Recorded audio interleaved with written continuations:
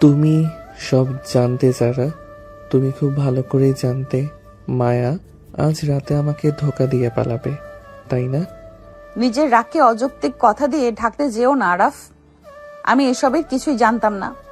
মিথ্যা বলবেন একদম। তোমারই আগে থেকে সাজানো নাটকের জন্যই আজ আমার বাবার বুকে ব্যথা, আর তুমি সেই সুযোগ বুঝে মহান সাজের অভিনয় করে আমার বউ হয়ে এই ঘরে ঢুকেছ। আমাকে ফুপু শাশুড়ির মেয়ে নয়, নিজের বিবাহিত স্ত্রী ভেবে ভাবতে শেখো আরাফ। আমি তোমার এবং এই পরিবারের সম্মান বাঁচাতে নিজের জীবনটা বাজি রেখেছি, কোনো চক্রান্ত করিনি। আরাফ আর নিজেকে নিয়ন্ত্রণ করতে পারল না।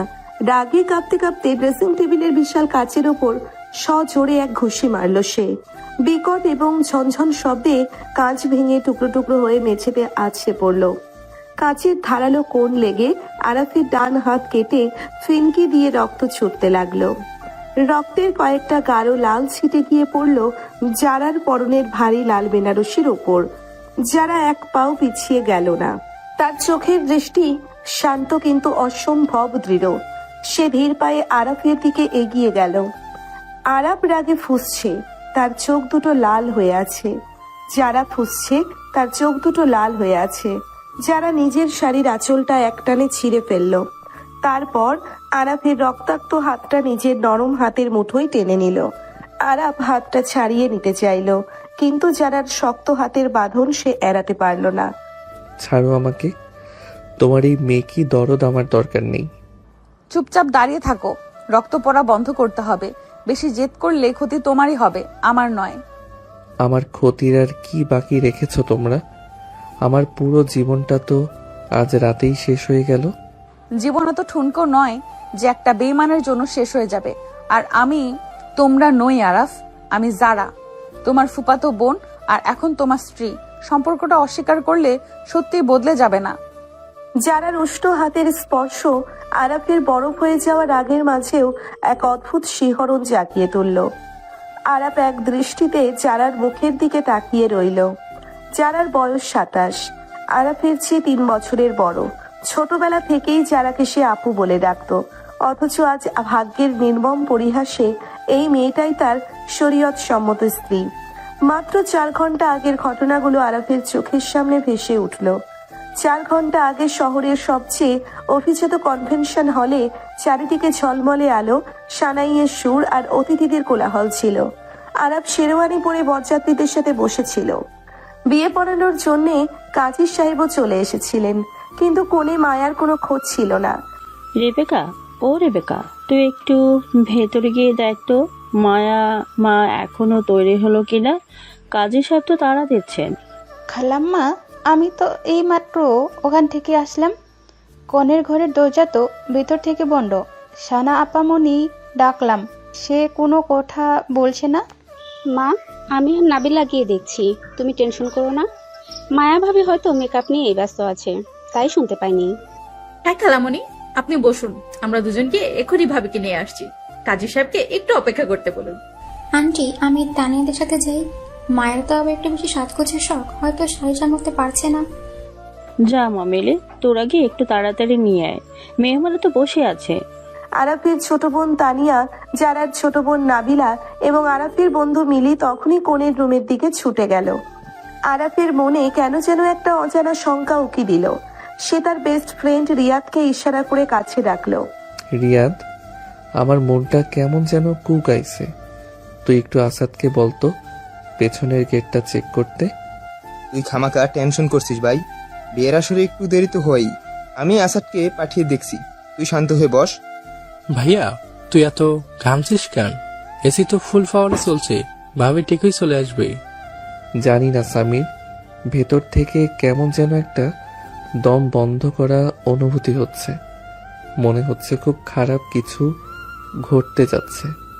ঠিক তখনই আসাদ, আরাফদের পুরনো গাড়ির ড্রাইভার, হাঁপাতে হাঁপাতে ছুটে এলো। তার চোখে মুখে চরম আতঙ্ক। সে ভিড় ঠেলে সোজা আরাফের সামনে এসে দাঁড়ালো। কি বলছিস তুই এসব? পাগল হয়েছিস? মায়া কেন পালাবে? আর রাকিব তো আমার অফিসের কলিগ, সে এখানে কি করছে? আসাদ, তুই ঠিক আছিস তো? ভুল দেখিসনি তো? অন্ধকার ছিল তো। আরাফ আর এক মুহূর্ত অপেক্ষা করলো না।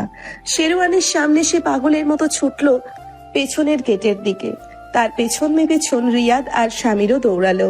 তারা যখন কনভেনশন হলের পেছনের রাস্তায় পৌঁছলো তখন গাড়িটা স্টার্ট নিচ্ছে। আরাফ গিয়ে গাড়ির সামনে দাঁড়ালো। বাধ্য হয়ে রাকিব ব্রেক কষলো।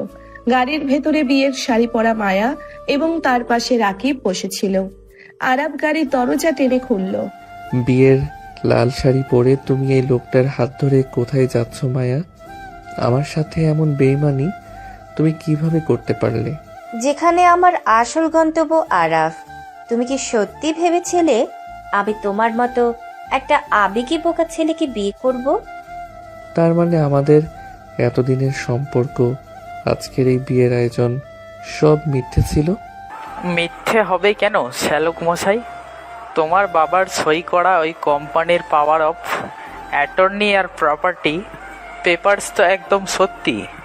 ভাইয়া, এই জানোয়ারটার সাথে কথা বলে লাভ নেই।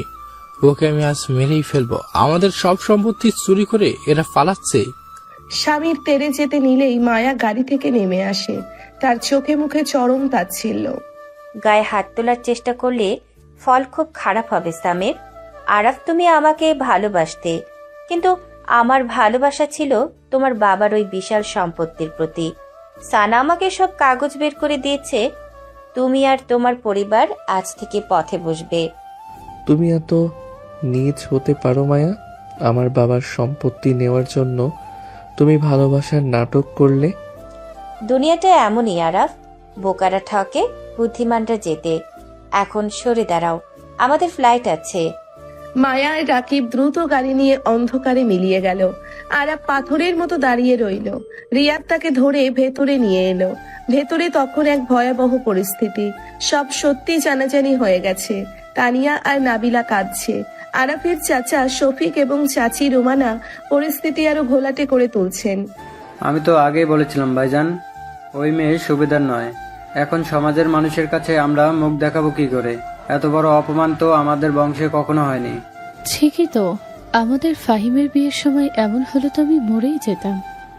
এখনই শত শত মেহমানকে কি জবাব দেবেন? হ্যাঁ, সবাই তো আমাদের নিয়ে হাসাহাসি করবে। মা, তুমি এখন এসব বন্ধ করবে প্লিজ? বড় আম্মুর এমনিতেই প্রেশার হাই, তার উপরে এসব আজে বাজে কথা বলে ওনাকে আর কষ্ট দিবেও না। কথাগুলো আরাফের বাবা রহমান সাহেবের বুকে তীরের মতো বিঁধল। তিনি নিজের বুকের বাপাশে হাত দিয়ে যন্ত্রণায় কুঁকড়ে গেলেন এবং পর মুহূর্তেই ফ্লোরে লুটিয়ে পড়লেন। কনভেনশন হলে এক চরম বিশৃঙ্খলা তৈরি হলো। সালমা বেগম চিৎকার করে কেঁদে উঠলেন।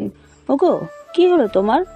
চোখ খোলো, কেউ ডাক্তার ডাকো, আমার স্বামী তো মরেই যাবে। আমার সম্মানটা আজ মাটিতে মিশে গেল আরাফ। আমি আর বাঁচবো না বাবা, আমাকে এই কলঙ্ক নিয়ে মরতে হবে। আপনারা একটু সরে দাঁড়ান, ওনাকে বাতাস পেতে দেন, ওনার পালস খুবই উইক। ডাক্তার জামান, যিনি ওই বিয়েরই একজন অতিথি ছিলেন, দ্রুত এগিয়ে এসে চেক করলেন। তিনি জানালেন এটা মাইনর হার্ট অ্যাটাক। ওনাকে সম্পূর্ণ বিশ্রামে রাখতে হবে এবং কোনোভাবেই মানসিক চাপ দেওয়া যাবে না। রহমান সাহেব চোখ খুলে শুধু আরাফের হাতটা ধরলেন। ঠিক সেই মুহূর্তেই ভিড় ঠেলে সামনে এগিয়ে এলেন ফরিদা বেগম, আরাফের ফুপু। তার সাথে মাথা নিচু করে দাঁড়িয়ে আছে যারা। ভাইজান, আপনি ভেঙে পড়বেন না। আমাদের সম্মান কেউ এত সহজে মাটিতে মেশাতে পারবে না। কাজী সাহেব আছেন, বিয়ে আজই হবে, এই আসরেই হবে। কি আবল তাবল বকসোস? ফরিদা, কোনে পালিয়েছে? বিয়ে কার সাথে হবে? তুমি কি পাগল হয়ে গেলে নাকি? আমার মেয়ে যারার সাথে, যারা আমার ভাইয়ের ছেলের বউ হয়ে এই বাড়িতে যাবে। আমাদের বংশের সম্মান আমি বাইরের মানুষের হাতে শেষ হতে দেব না। আরাফ, তোমার ফুফু ঠিক সিদ্ধান্তই নিয়েছে। যারার বাবা হিসেবে আমার এতে পূর্ণ সম্মতি আছে। যারা অনেক বুদ্ধিমতী মেয়ে, সে এই পরিবারকে সামলে নিতে পারবে। কিন্তু যারা আপু আমার চেয়ে 3 বছরের বড়, আমি তাকে কিভাবে স্ত্রী হিসেবে মানব? এটা অসম্ভব ফুপু। আমি রাজি আরাফ, মামার সম্মানের চেয়ে আমার কাছে আর কিছুই বড় নয়। তুমি মামার দিকে তাকিয়ে অন্তত এই বিয়েটাতে মত দাও। দেখুন, ইসলামে বয়সের কোনো বাধা নেই। হযরত খাদিজারা নবীর চেয়ে বয়সে 15 বছর বড় ছিলেন। পাত্র পাত্রে রাজি থাকলে শরীয়তে কোনো বাধা নেই। পুরো হলরুমে পিনপতন নীরবতা নেমে এলো। আরাত চমকে উঠে ফুপুর দিকে তাকালো, যারা মাথা নিচু করে দাঁড়িয়েছিল। বাধ্য হয়ে বাবার করুণ মুখের দিকে তাকিয়ে আরাতকে হার মানতে হলো। ইসলামিক শরীয়ত মোতাবেক সম্পূর্ণ ধর্মীয় নিয়মকানুন মেনে কাজী সাহেব বিয়ের কাজ শুরু করলেন। দিনমোহর নির্ধারণ করা হলো। সাক্ষীদের উপস্থিতিতে যারা 3 বার স্পষ্ট স্বরে কবুল বলল। আরাফের গলা দিয়ে স্বর বের হতে চাইল না, তবুও সেও বাবার দিকে তাকিয়ে 3 বার কবুল উচ্চারণ করলো। এভাবেই এক অপ্রত্যাশিত ঝড়ের রাতে যারা হয়ে গেল আরাফের স্ত্রী। বর্তমান সময়ে বাসর ঘরের নীরবতা ভেঙে আবার আরাফের কণ্ঠস্বর শোনা গেল। যারার শাড়ি ছেঁড়া অংশের বাঁধন ততক্ষণে আরাফের হাতের রক্তপাত বন্ধ করেছে। তুমি কেন এই বলিদান দিতে গেলে যারা? আমি তো তোমাকে কোনোদিন স্ত্রীর মর্যাদা দিতে পারবো না। তুমি তো জানতে আমি মায়াকে কতটা ভালোবাসতাম। আমার জীবনটা তো শেষ হয়েই গিয়েছিল। তুমি কেন নিজের জীবনটা নষ্ট করলে? ভালোবাসতে, কিন্তু সে তোমাকে ভালোবাসেনি আরাফ। আর মর্যাদার কথা বলছো? স্ত্রী হিসেবে আমার প্রাপ্য মর্যাদা আমি ঠিকই আদায় করে নেব। তার জন্য তোমার দয়ার প্রয়োজন নেই। আমি শুধু আমার মামার সম্মান বাঁচাতে চেয়েছি। তুমি বড্ড অহংকারী। তুমি ভাবছো তুমি এই বিয়েতে রাজি হয়ে আমাকে কিনে নিয়েছো? আর তুমি বড্ড অভিমানী। নিজের কাছের মানুষ আর শত্রুর পার্থক্য বোঝার ক্ষমতা তোমার নেই। তোমার চারপাশে বিশ্বাসঘাতকরা ঘুরে বেড়াচ্ছে, আর তুমি অন্ধের মতো মায়াকে ভালোবেসে গেছো। যারা আরাফের হাতটা ছেড়ে দিয়ে ড্রেসিং টেবিলের সামনে গিয়ে দাঁড়ালো। নিজের গলার ভারী নেকলেসটা খুলতে খুলতে সে আয়নার দিকে তাকালো। আয়নায় আরাফের প্রতিবিম্ব দেখা যাচ্ছে। আরাফ বিছানার এক কোণে মাথা নিচু করে বসে আছে। যারার বুকের ভেতরটা হু হু করে উঠলো। কেউ জানে না যে সে আরাফকে গত 10 বছর ধরে পাগলের মতো ভালোবাসে। নিজের বয়সের কথা ভেবে সে কোনোদিন আরাফকে তার অনুভূতির কথা বুঝতে দেয়নি। আজ যখন ভাগ্য তাকে আরাফের কাছে নিয়ে এসেছে, তখন আরাফের এই কষ্ট তাকেও ভেতরে ভেতরে শেষ করে দিচ্ছে। তুমি কি এখন সারা রাত এইভাবে বসে থাকবে? হাত মুখ ধুয়ে শুয়ে পড়ো। কাল সকালে অনেক কিছু সামলাতে হবে। মামার চিকিৎসার ব্যবস্থাও করতে হবে। তুমি ঘুমাও, আমার ঘুম আসবে না। আমার মাথায় শুধু প্রতিশোধের আগুন জ্বলছে। আমি মায়াকে আর ওই রাকিবকে ছাড়বো না। প্রতিশোধ নেওয়ার জন্য মাথা ঠান্ডা রাখতে হয় আরাফ। আবেগ দিয়ে শত্রু দমন করা যায় না। যারা আর কথা বাড়ালো না। সে জানে আরাফ এখন এক ভয়ঙ্কর মানসিক ট্রমার মতো দিয়ে যাচ্ছে। যারা ওয়াশরুমে যাওয়ার জন্য পা বাড়াতেই হঠাৎ দরজার বাইরে থেকে খট করে একটা শব্দ হলো। কেউ যেন বাইরে থেকে বাসর ঘরের দরজা লক করে দিল। কে? বাইরে কে? দরজা বন্ধ করলো কে? কি হলো আরাফ? তুমি চিৎকার করছো কেন? আরাফ দ্রুত গিয়ে দরজার হাতল ধরে টানলো, কিন্তু দরজা বাইরে থেকে শক্ত করে তালা দেওয়া। ঠিক সেই মুহূর্তেই দরজার নিচ দিয়ে একটা সাদা কাগজের টুকরো ভেতরে এসে পড়লো। যারা দ্রুত গিয়ে কাগজটা তুলে নিল। কাগজে লাল কালিতে লেখা কিছু কথা, যা দেখে যারার চোখ কপালে উঠে গেল। আরাফ, এখানে লেখা আছে বিয়ের উপহার কেমন লাগলো আরাফ? তবে আসল উপহার তো এখনো বাকি। মায়া শুধু প্রপার্টির কাগজে পায়নি, তোমার এই বাসর ঘরে এমন একটা জিনিস রেখে গেছে যা আজ রাতে তোমার পুরো পরিবারকে ধ্বংস রেখে আনবে। খেলা সবে শুরু। কি বলছো সব? আমাকে দাও কাগজটা। কে করলো এই কাজ? আমাদের বাড়ির ভেতরে শত্রুকে? চিঠিটা পড়ার সাথে সাথে আরাফ এবং জারার মুখ ফ্যাকাশে হয়ে গেল। আরাফ পাগলের মতো ঘরের চারিদিকে তাকাতে শুরু করলো। ঠিক তখনই আরাফের পকেটে থাকা ফোনটা বেজে উঠলো। Unknown number. Araf speaker on করে কল রিসিভ করলো। হ্যালো নতুনবার, আমি জিসান বলছি। তোমার বাবার হার্ট অ্যাটাক তো শুধু ট্রেলার ছিল, আসল ছবি তো এখন শুরু হবে। কে তুই? কি চাস আমাদের কাছে? আমার পরিবারকে ধ্বংস করে তোর কি লাভ? আমি তোমার ধ্বংস চাই আরাফ। মায়া তো শুধু আমার একটা মেহরা ছিল, আসল খেলোয়াড় তো আমি। তোমার ঘরের ঠিক খাটের নিচে তাকিয়ে দেখো, সময় খুব কম, টিক টিক টিক টিক করছে। লাইনটা কেটে গেল। যারা এক মুহূর্ত দেরি না করে ভারী শাড়ি নিয়েই ফ্লোরে বসে খাটের নিচে উকি দিল। খাটের ঠিক মাঝখানে একটা কালো রঙের ছোট্ট বক্স রাখা, আর তার উপর লাল রঙের আলো জ্বলছে নিচ্ছে। বক্সে থাকা টাইমার দেখাচ্ছে আর মাত্র 3 মিনিট বাকি। আরাফ এবং যারা একে অপরের দিকে তাকালো। তাদের চোখে এখন শুধু মৃত্যু ভয়। দরজাও বাইরে থেকে বন্ধ, বাঁচার কোনো রাস্তা খোলা নেই। 3 মিনিট পর কি হবে তা ভেবেই তাদের শিরদাঁড়া বেয়ে ঠান্ডা স্রোত নেমে গেল। যারা টাইমারটা দেখো, আর মাত্র 1.5 মিনিট আছে। কিন্তু আমি মরার আগে একটা সত্যি জানতে চাই, তুমি কি আসলেই সানা আপুর সাথে মিলে এই ফাঁদ পেতেছো? এই মৃত্যুর মুখে দাঁড়িয়ে তুমি আমাকে সন্দেহ করছো আরাফ? আমার ব্যাগে একটা ছোট কাঁচি আর স্ক্রু ড্রাইভার আছে, ওটা দিয়ে আমার তার কাটার চেষ্টা করো। স্ক্রু ড্রাইভার তোমার ব্যাগে কেন যারা? তার মানে তুমি আগে থেকেই জানতে এখানে বোমা রাখা আছে? কারণ আমি সানা আপুকে সন্ধ্যার সময় এই ঘরের বালিশের নিচে কিছু একটা লুকাতে দেখেছিলাম। কথা না বাড়িয়ে ওটা বের করো।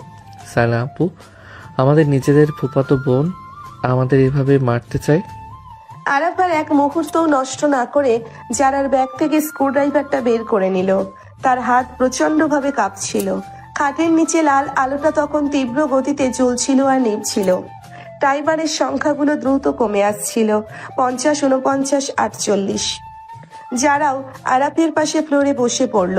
তার ভারী বেনারসি শাড়ির আঁচলটা মেঝেতে লুটোপুটি খাচ্ছিল। যারা নিজের ভয়কে আড়াল করে আরাফের কাঁপতে থাকা হাতের ওপর নিজের নরম হাতটা রাখলো।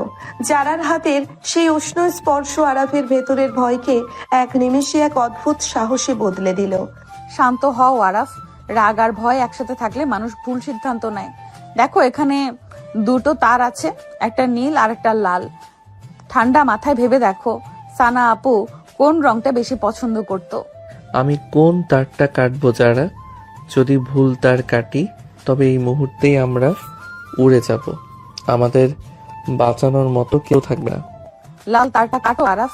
সানা আপু লাল রঙের তারের কাজ বেশ ভালো জানতো।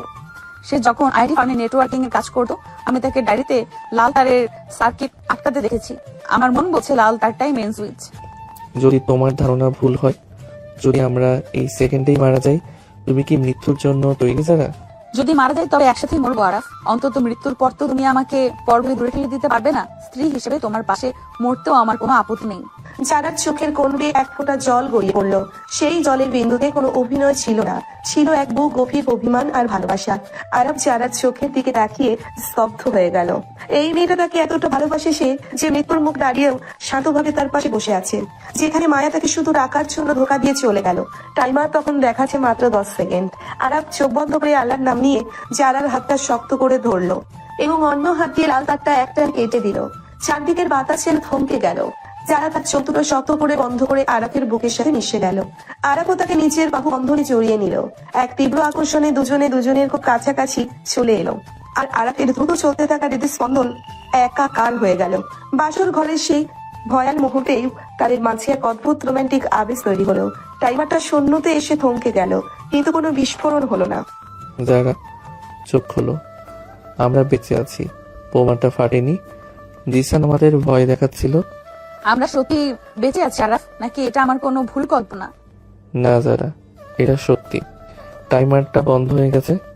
জিসান নামের ওই লোকটা আমাদের সাথে শুধু একটা মাইন্ড গেম খেলছিল। সে দেখতে চেয়েছিল আমরা কতটা ভয় পাই। কিন্তু সানা আপু কেন এই কাজ করলো সেটা জানার জন্য আমাদের আগে এই ঘর থেকে বের হতে হবে। দরজাটা তো এখনো বাইরে থেকে শক্ত করে বন্ধ করা। আরাফ তার পকেট থেকে ফোনটা তুলে নিল এবং দ্রুত তার ছোট ভাই স্বামীকে ডায়াল করলো। ওপাশ থেকে স্বামী প্রথম রিঙে ফোনটা ধরলো। তার গলাতেও চরম উত্তেজনা আর ভয়।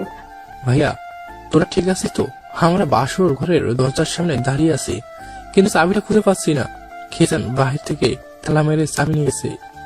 সামির, তোরা ধাক্কা দিয়ে দরজাটা ভাঙার চেষ্টা কর। ঘরের ভেতরে একটা নকল বোমা রাখা ছিল। জিসান নামের কেউ একজন ফোন করে আমাদের হুমকি দিচ্ছে। সানা আপুও এর মধ্যে জড়িত। কি বলিস তুই ভাইয়া?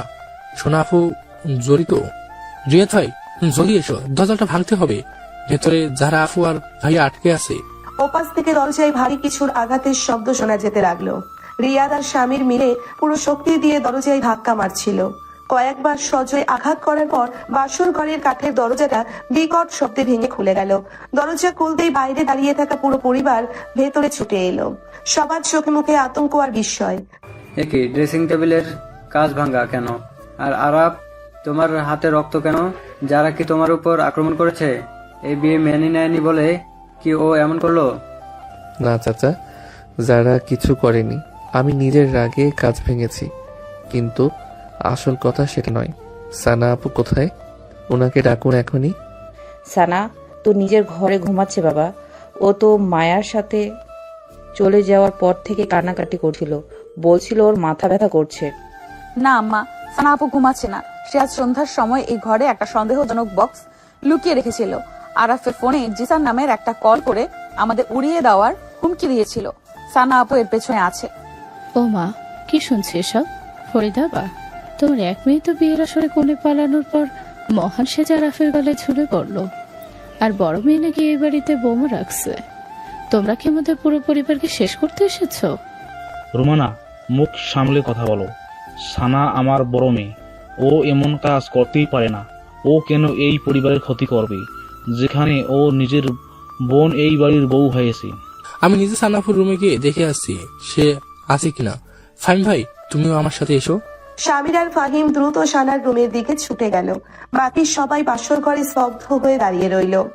সালমা বেগম চারার সামনে এসে দাঁড়ালেন। তার চোখ দুটো কান্নায় লাল হয়ে আছে। তিনি চারাকে জড়িয়ে ধরলেন। যারা মা, তুই আমার আরাবকে বাঁচিয়েছিস। যদি আজ কোনো দুর্ঘটনা ঘটতো আমি তো মরেই যেতাম। কিন্তু সানার ব্যাপারে যা শুনেছি তা কি সত্যি? ও কেন এমন করলো? আমি নিজের চোখে ওকে এই ঘরে লুকিয়ে ঢুকতে দেখেছি মামি।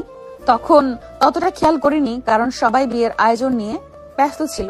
কিন্তু এখন বুঝতে পারছি সব পরিকল্পনা আগে থেকেই করা ছিল। ঠিক তখনই শামির আর ফাহিম হন্তদন্ত হয়ে ফিরে এলো। শামিরের হাতে একটা খোলা ডায়েরি আর সানার ফেলে যাওয়া গয়নার বাক্স। তাদের মুখ দেখে স্পষ্ট বোঝা যাচ্ছিল যে সানা রুমে নেই। সানাপু ঘরে নেই। জানালার গ্রিল কেটে সে পেছনের দেওয়াল টপকে পালিয়েছে। আর তার আলমারিতে এই ডায়েরিটা পেয়েছি, যেখানে জিসান নামের ওই লোকটার সাথে তার নিয়মিত যোগাযোগের প্রমাণ আছে। তার মানে মায়া একা ছিল না। মায়া, রাকিব আর সানা আপু এরা সবাই মিলে আমাদের কোম্পানি প্রপার্টি আর টাকা পয়সা হাতিয়ে নেওয়ার জন্য এই চাল চেলেছে। আপু এমন করতে পারে না। রিয়াদ ভাইয়া, তুমি ভুল বলছো। সানা আপু তো আরব ভাইয়াকে নিজের ভাইয়ের মতোই ভালোবাসতো। সে কেন এমন চক্রান্ত করবে? ভালোবাসলে কেউ বাসর ঘরে বোমা রাখে নাবিলা? আর যদি যারা আপু আর আরাব ভাইয়া মারা যেত, তুমি কি কথা বলতে পারতে? তোমার বোন আমাদের পুরো পরিবারকে ধ্বংস করতে চেয়েছে। আমার মনে হয় আমাদের এখনই পুলিশে খবর দেওয়া উচিত। রহমান আঙ্কেলের অবস্থাও ভালো না, ওনাকে হাসপাতালে শিফট করা দরকার। আর এই বাড়িতে যে বড় একটা চক্রান্ত চলছে তা পুলিশ ছাড়া কেউ বের করতে পারবে না। পুলিশ ডাকলে আমাদের বংশের মান সম্মান আর থাকবে মিলি? এমনিতেই কোণে পালিয়েছে, তার উপর বাড়িতে পুলিশ এলে মিডিয়া জানাজানি হবে। আমাদের বিজনেসের শেয়ার পড়ে যাবে বাজারে। আব্বু, তুমি এখনো বিজনেসের শেয়ার নিয়ে ভাবছো? এখানে মানুষের জীবন মরণের সমস্যা। আমি অলরেডি ইন্সপেক্টর কামাল সাহেবকে ফোন করেছি। উনি ওনার খোঁজ নিয়ে রওনা হয়েছে। ফাহিমের কথায় শফিক সাহেব চুপ করে গেলেন, কিন্তু তার চোখে এক অদ্ভুত অস্বস্তি ফুটে উঠল। রহমান সাহেবকে দ্রুত রিয়াদ আর আসাদ মিলে নিচের গাড়িতে নিয়ে গেল হাসপাতালে পাঠানোর জন্য। ডাক্তার জামানও তাদের সাথে গেলেন। বাড়িতে তখন এক থমথমে পরিবেশ। লিভিং রুমে সবাই এসে বসলো। যারা আর আরাব পাশাপাশি বসে আছে, কিন্তু তাদের মাঝে এক বিশাল মানসিক দূরত্ব।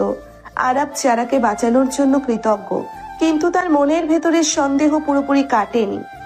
যারা, আমি তোমাকে একটা কথা জিজ্ঞেস করতে চাই। তুমি কি সত্যি সানার এই ডায়েরি বা জিসানের ব্যাপারে আগে কিছু জানতে না? সানা তোমার নিজের বোন, তোমরা একই রুমে থাকতে। তুমি আবার আমাকে সন্দেহ করছো আরাফ? সানা আপু তার ব্যক্তিগত জীবন আমার কাছ থেকে সবসময় লুকিয়ে রাখতো। সে যে এত বড় অপরাধে জড়িয়ে গেছে তা জানলে আমি নিজেই তাকে আটকে রাখতাম। কিন্তু আমার মন বলছে এই চক্রান্তের চাল আরো অনেক দূর ছড়ানো। মায়া শুধু একটা ঘুঁটি ছিল, সানা আপু হয়তো কারোর নির্দেশে কাজ করছিল। আমি জানি তোমার বিশ্বাস ভেঙে গেছে আরাফ, কিন্তু আমি তোমাকে কথা দিচ্ছি আমি নিজের বোন হলেও সানাকে ছাড়বো না। এই পরিবারের যে ক্ষতি সে করেছে তার শাস্তি তাকে পেতেই হবে। আরাব ধীর পায়ে যারার আরো কাছে এগিয়ে গেল। সে যারার কপালে লেপ্টে থাকা কয়েকটা চুল পরম মমতায় কানের পিছনে গুজে দিল। যারার সারা শরীর এই প্রথম আরাফের এত কাছাকাছি এসে কেঁপে উঠল। আরাফের চোখের দিকে তাকিয়ে যারা নিজের সব কষ্ট ভুলে গেল।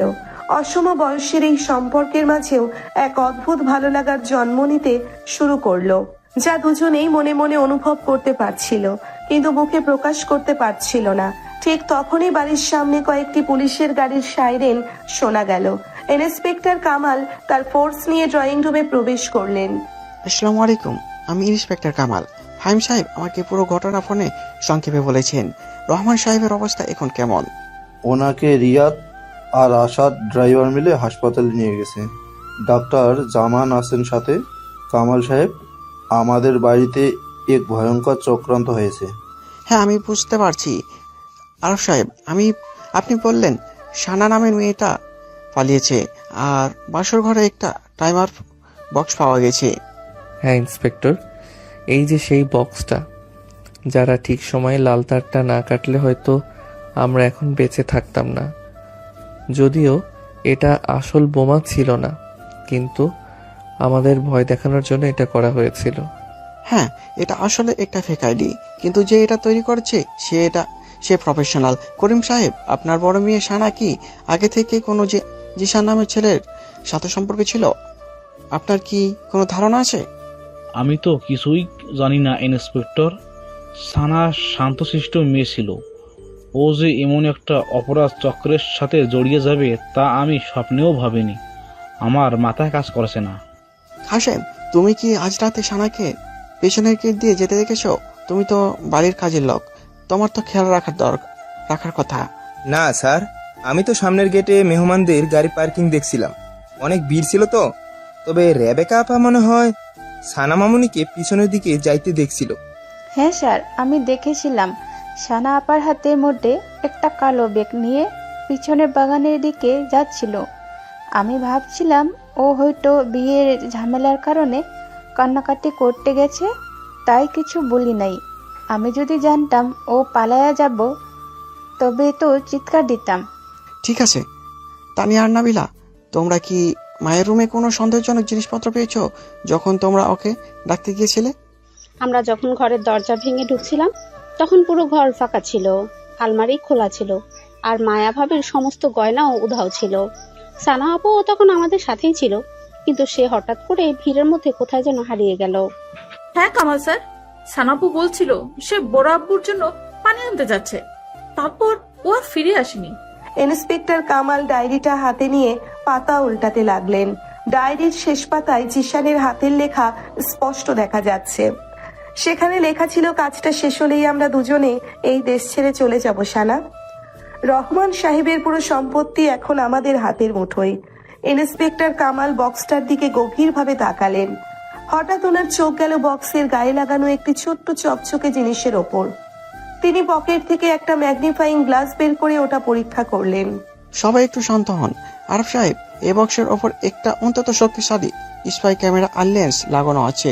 এর মানে হলো জিসান নামের এই অপরাধী এতক্ষণ এই ঘরে বসে আমাদের প্রত্যেকটা কথা শুনেছিল এবং আমাদের দেখছিল।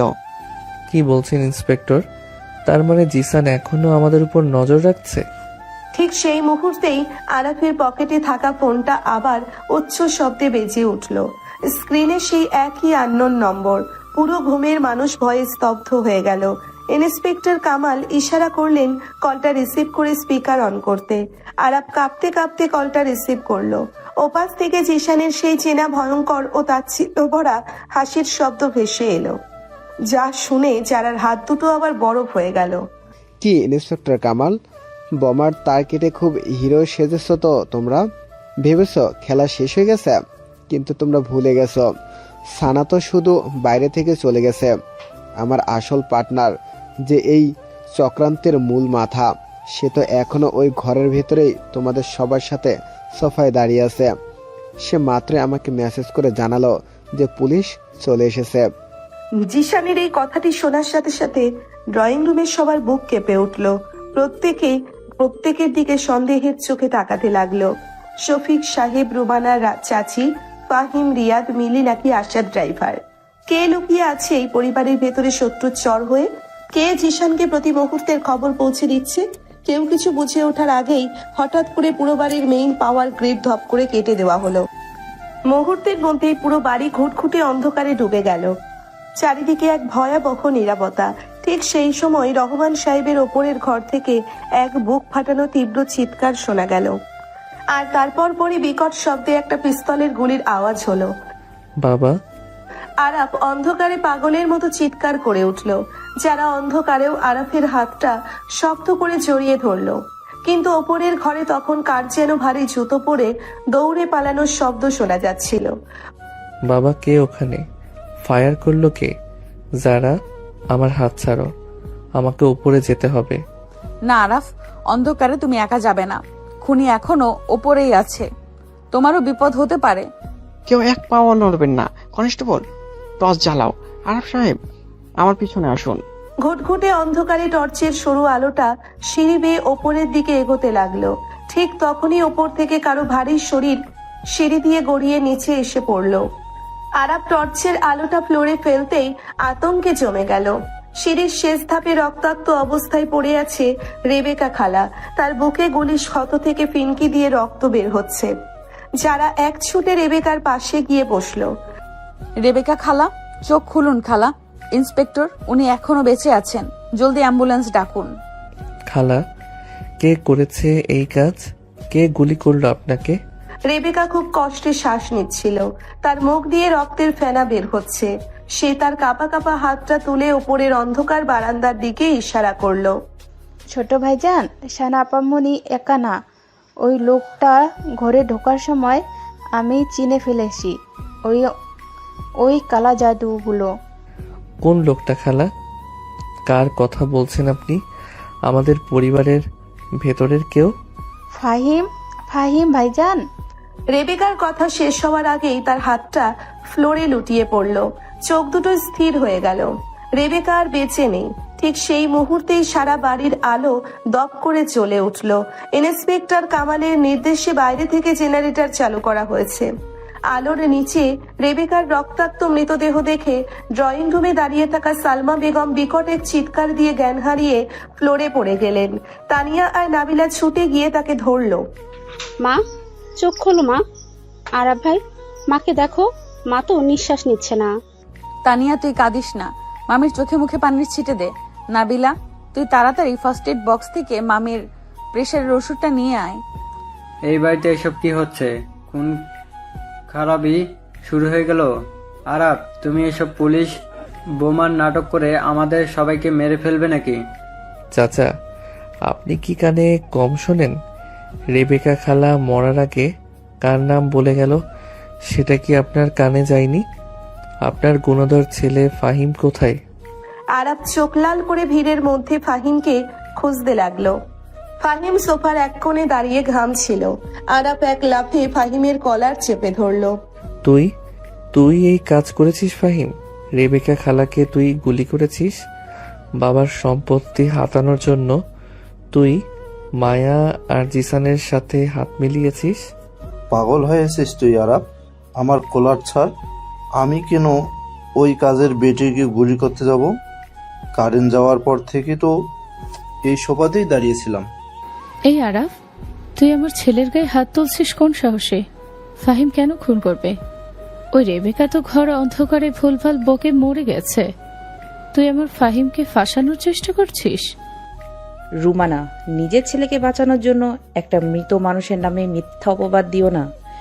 রেবেকা স্পষ্ট ফাহিমের নাম বলেছে। ফাহিম যদি দোষী হয় তবে তাকে শাস্তি পেতেই হবে।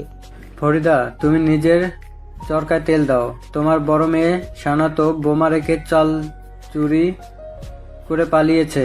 আগে নিজের মেয়েদের সামলাও, তারপর আমার ছেলের দিকে আঙ্গুল তুলবে। কে জানে, এই যারাই হয়তো এসবের পেছনে আছে আরবকে বিয়ে করার জন্য, সেই তো আসল মাস্টারমাইন্ড হতে পারে। শফিক সাহেব, মুখ সামলে কথা বলবেন।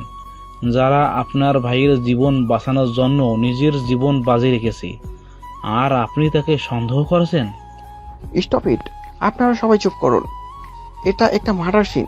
আরব সাহেব, আপনি ওনাকে ছেড়ে দিন। আইন নিজের হাতে তুলে নেবেন না। কনস্টেবল, ফাহিম সাহেবকে হাতকড়া পড়াও। ইনভেস্টিগেশন শেষ না হওয়া পর্যন্ত উনি আমাদের কাস্টাডিতে থাকবেন।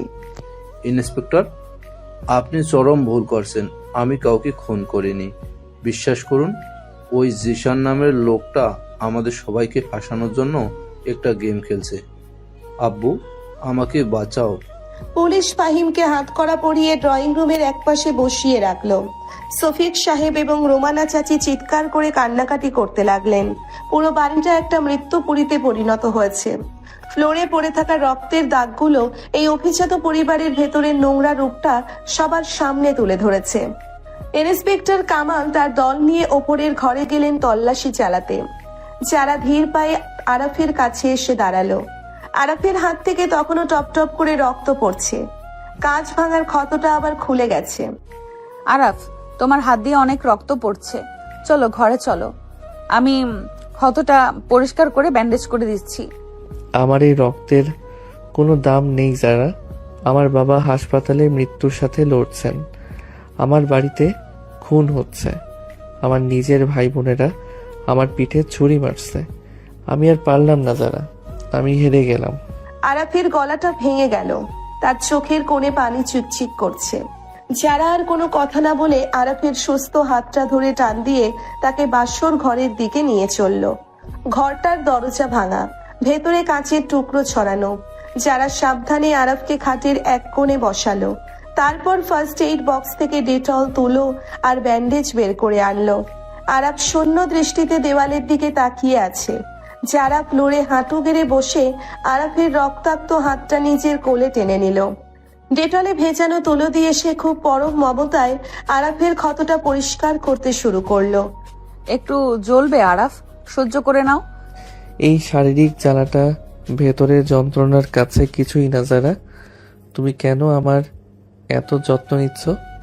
আমি তো তোমাকে কোনোদিন স্ত্রীর সম্মান দিতে চাইনি। তুমি তো আমার ফুফাতো বোন, আমার চেয়ে 3 বছরের বড়। আমি তো সারা জীবন তোমাকে আপু বলেই ডেকেছি। আজ হঠাৎ করে এই সম্পর্কটা আমি কিভাবে মেনে নেব? সম্পর্ক কখনো বয়স বা সম্বোধন দিয়ে নির্ধারিত হয় না আরাফ। সম্পর্ক নির্ধারিত হয় বিপদের দিনে কে তোমার হাতটা শক্ত করে ধরে রেখেছে তা দিয়ে। তুমি বড্ড ভালো যারা। তুমি এই অভিশপ্ত পরিবারের জন্য বড্ড বেশি পবিত্র। আমার ভয় হয় জিসানের নজর এবার তোমার উপর পড়বে না তো। আমি মায়াকে হারিয়েছি, কিন্তু তোমাকে হারালে আমি আর বাঁচব না। কথাগুলো বলতে বলতে আরাফ আর নিজের আবেগ ধরে রাখতে পারল না। সে হাউমাউ করে কেঁদে উঠে যারার 2 কাঁধ জড়িয়ে ধরে তার বুকে মাথা রাখলো। যারা এক মুহূর্তের জন্য স্তব্ধ হয়ে গেল। আরাফের এই আকস্মিক স্পর্শ তার শরীরের প্রতিটি শিরায় এক অদ্ভুত শিহরণ জাগিয়ে তুলল। যারা তার 2 হাত দিয়ে আরাফের পিঠটা পরম মমতায় জড়িয়ে ধরলো। সে নিজের আঙ্গুলগুলো আরাফের ঘন চুলের মাঝে বিলি কাটতে লাগলো। আমি কখনো যাব না আরাফ, তুমি নিজেকে একা ভেবো না। যতদিন আমার শরীরে প্রাণ আছে আমি তোমার পরিবারের গায়ে একটা আঁচড়ও লাগতে দেব না। আল্লাহ আমাদের এই এক করেছেন, নিশ্চয়ই এর পেছনে তার কোনো সুন্দর পরিকল্পনা আছে। তুমি আমাকে ছেড়ে যাবে না তো যারা? মায়ের মতো তুমিও আমাকে ধোকা দেবে না তো? যদি আমার মনও আসে আরাফ, তবে সেটা তোমার বুকেই আসবে। আমি ধোকা দিতে শিখিনি, আমি শুধু ভালোবাসতে শিখেছি। আরাফ ধীরে ধীরে যারার বুক থেকে মাথা তুলল। তাদের দুজনের মুখ খুব কাছাকাছি। যারার চোখের গভীরতা আজ আরাফকে নতুন করে গ্রাস করছে। আরাফের চোখ যারার কপাল, নাক এবং অবশেষে তার ঠোঁটের ওপর এসে স্থির হলো। যারার নিঃশ্বাসের গতি বেড়ে গেছে। আরাফ তার ডান হাতটা তুলে যারার গালের উপর রাখলো। যারার গায়ের সেই মাতাল করা সুভাষ আরাফকে সব দুঃখ কষ্ট ভুলিয়ে এক অন্য জগতে নিয়ে যাচ্ছে। আরাফ ধীরে ধীরে যারার ঠোঁটের দিকে এগিয়ে গেল। যারা চোখ বন্ধ করে আরাফের এই ভালোবাসার স্পর্শ গ্রহণ করার জন্যে নিজেকে সমর্পণ করলো। ঠিক সেই মুহূর্তে আরাফের পকেটে থাকা ফোনটা আবার বেজে উঠল। রোমান্টিক আবেশটা 1 সেকেন্ডেই ভেঙে খান খান হয়ে গেল। আরাফ দ্রুত ফোনটা বের করলো। স্ক্রিনে ডাক্তার জামানের নাম্বার। আরাফের বুকটা ধক করে উঠল।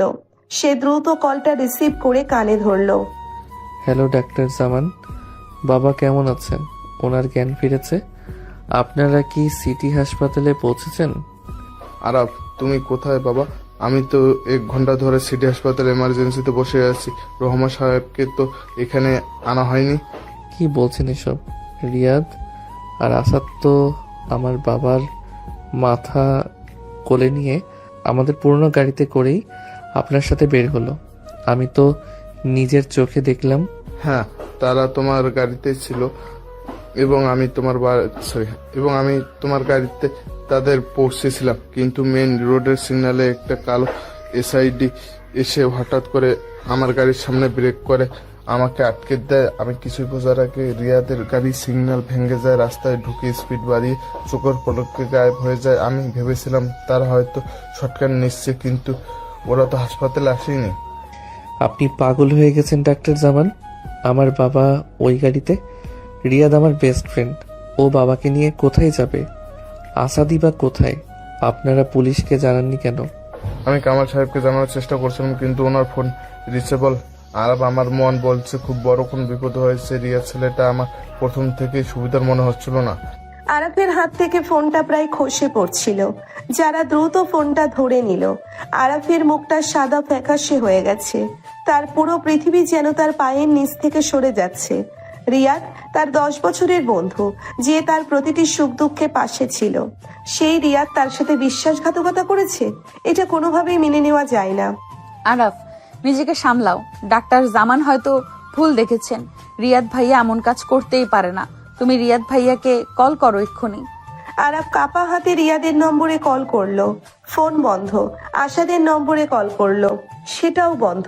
আরাফ পাগলের মতো ঘরের মধ্যে পায়চারি করতে লাগলো। ঠিক তখনই আরাফের ফোনে একটা হোয়াটসঅ্যাপ মেসেজের টোন বেজে উঠলো। আননোন নম্বর থেকে একটা ভিডিও মেসেজ এসেছে।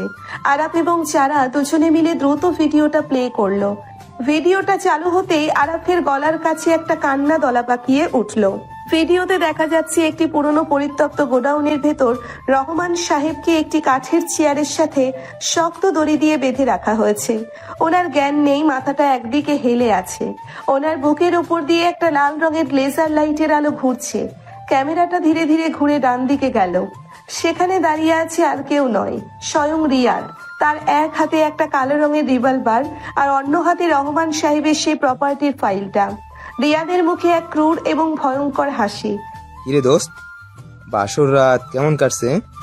বউ কি পছন্দ হয়েছে, নাকি মায়া সুখে এখনো কাচ্ছিস? জানোয়ার, তুই আমার এত বছরের বন্ধু হয়ে আমার সাথে এই কাজ করলি রিয়াদ? তুই আমার বাবাকে কোথায় নিয়ে গেছিস? আরাফ ভুলে গিয়েছিল যে এটা একটা রেকর্ডের ভিডিও। সে রাগে স্ক্রিনের উপর চিৎকার করে উঠল। যারা তাকে ধরে শান্ত করার চেষ্টা করলো। ভিডিওতে রিয়াদ আবার কথা বলতে শুরু করলো। খুব অবাক হচ্ছিস তাই না আরাফ?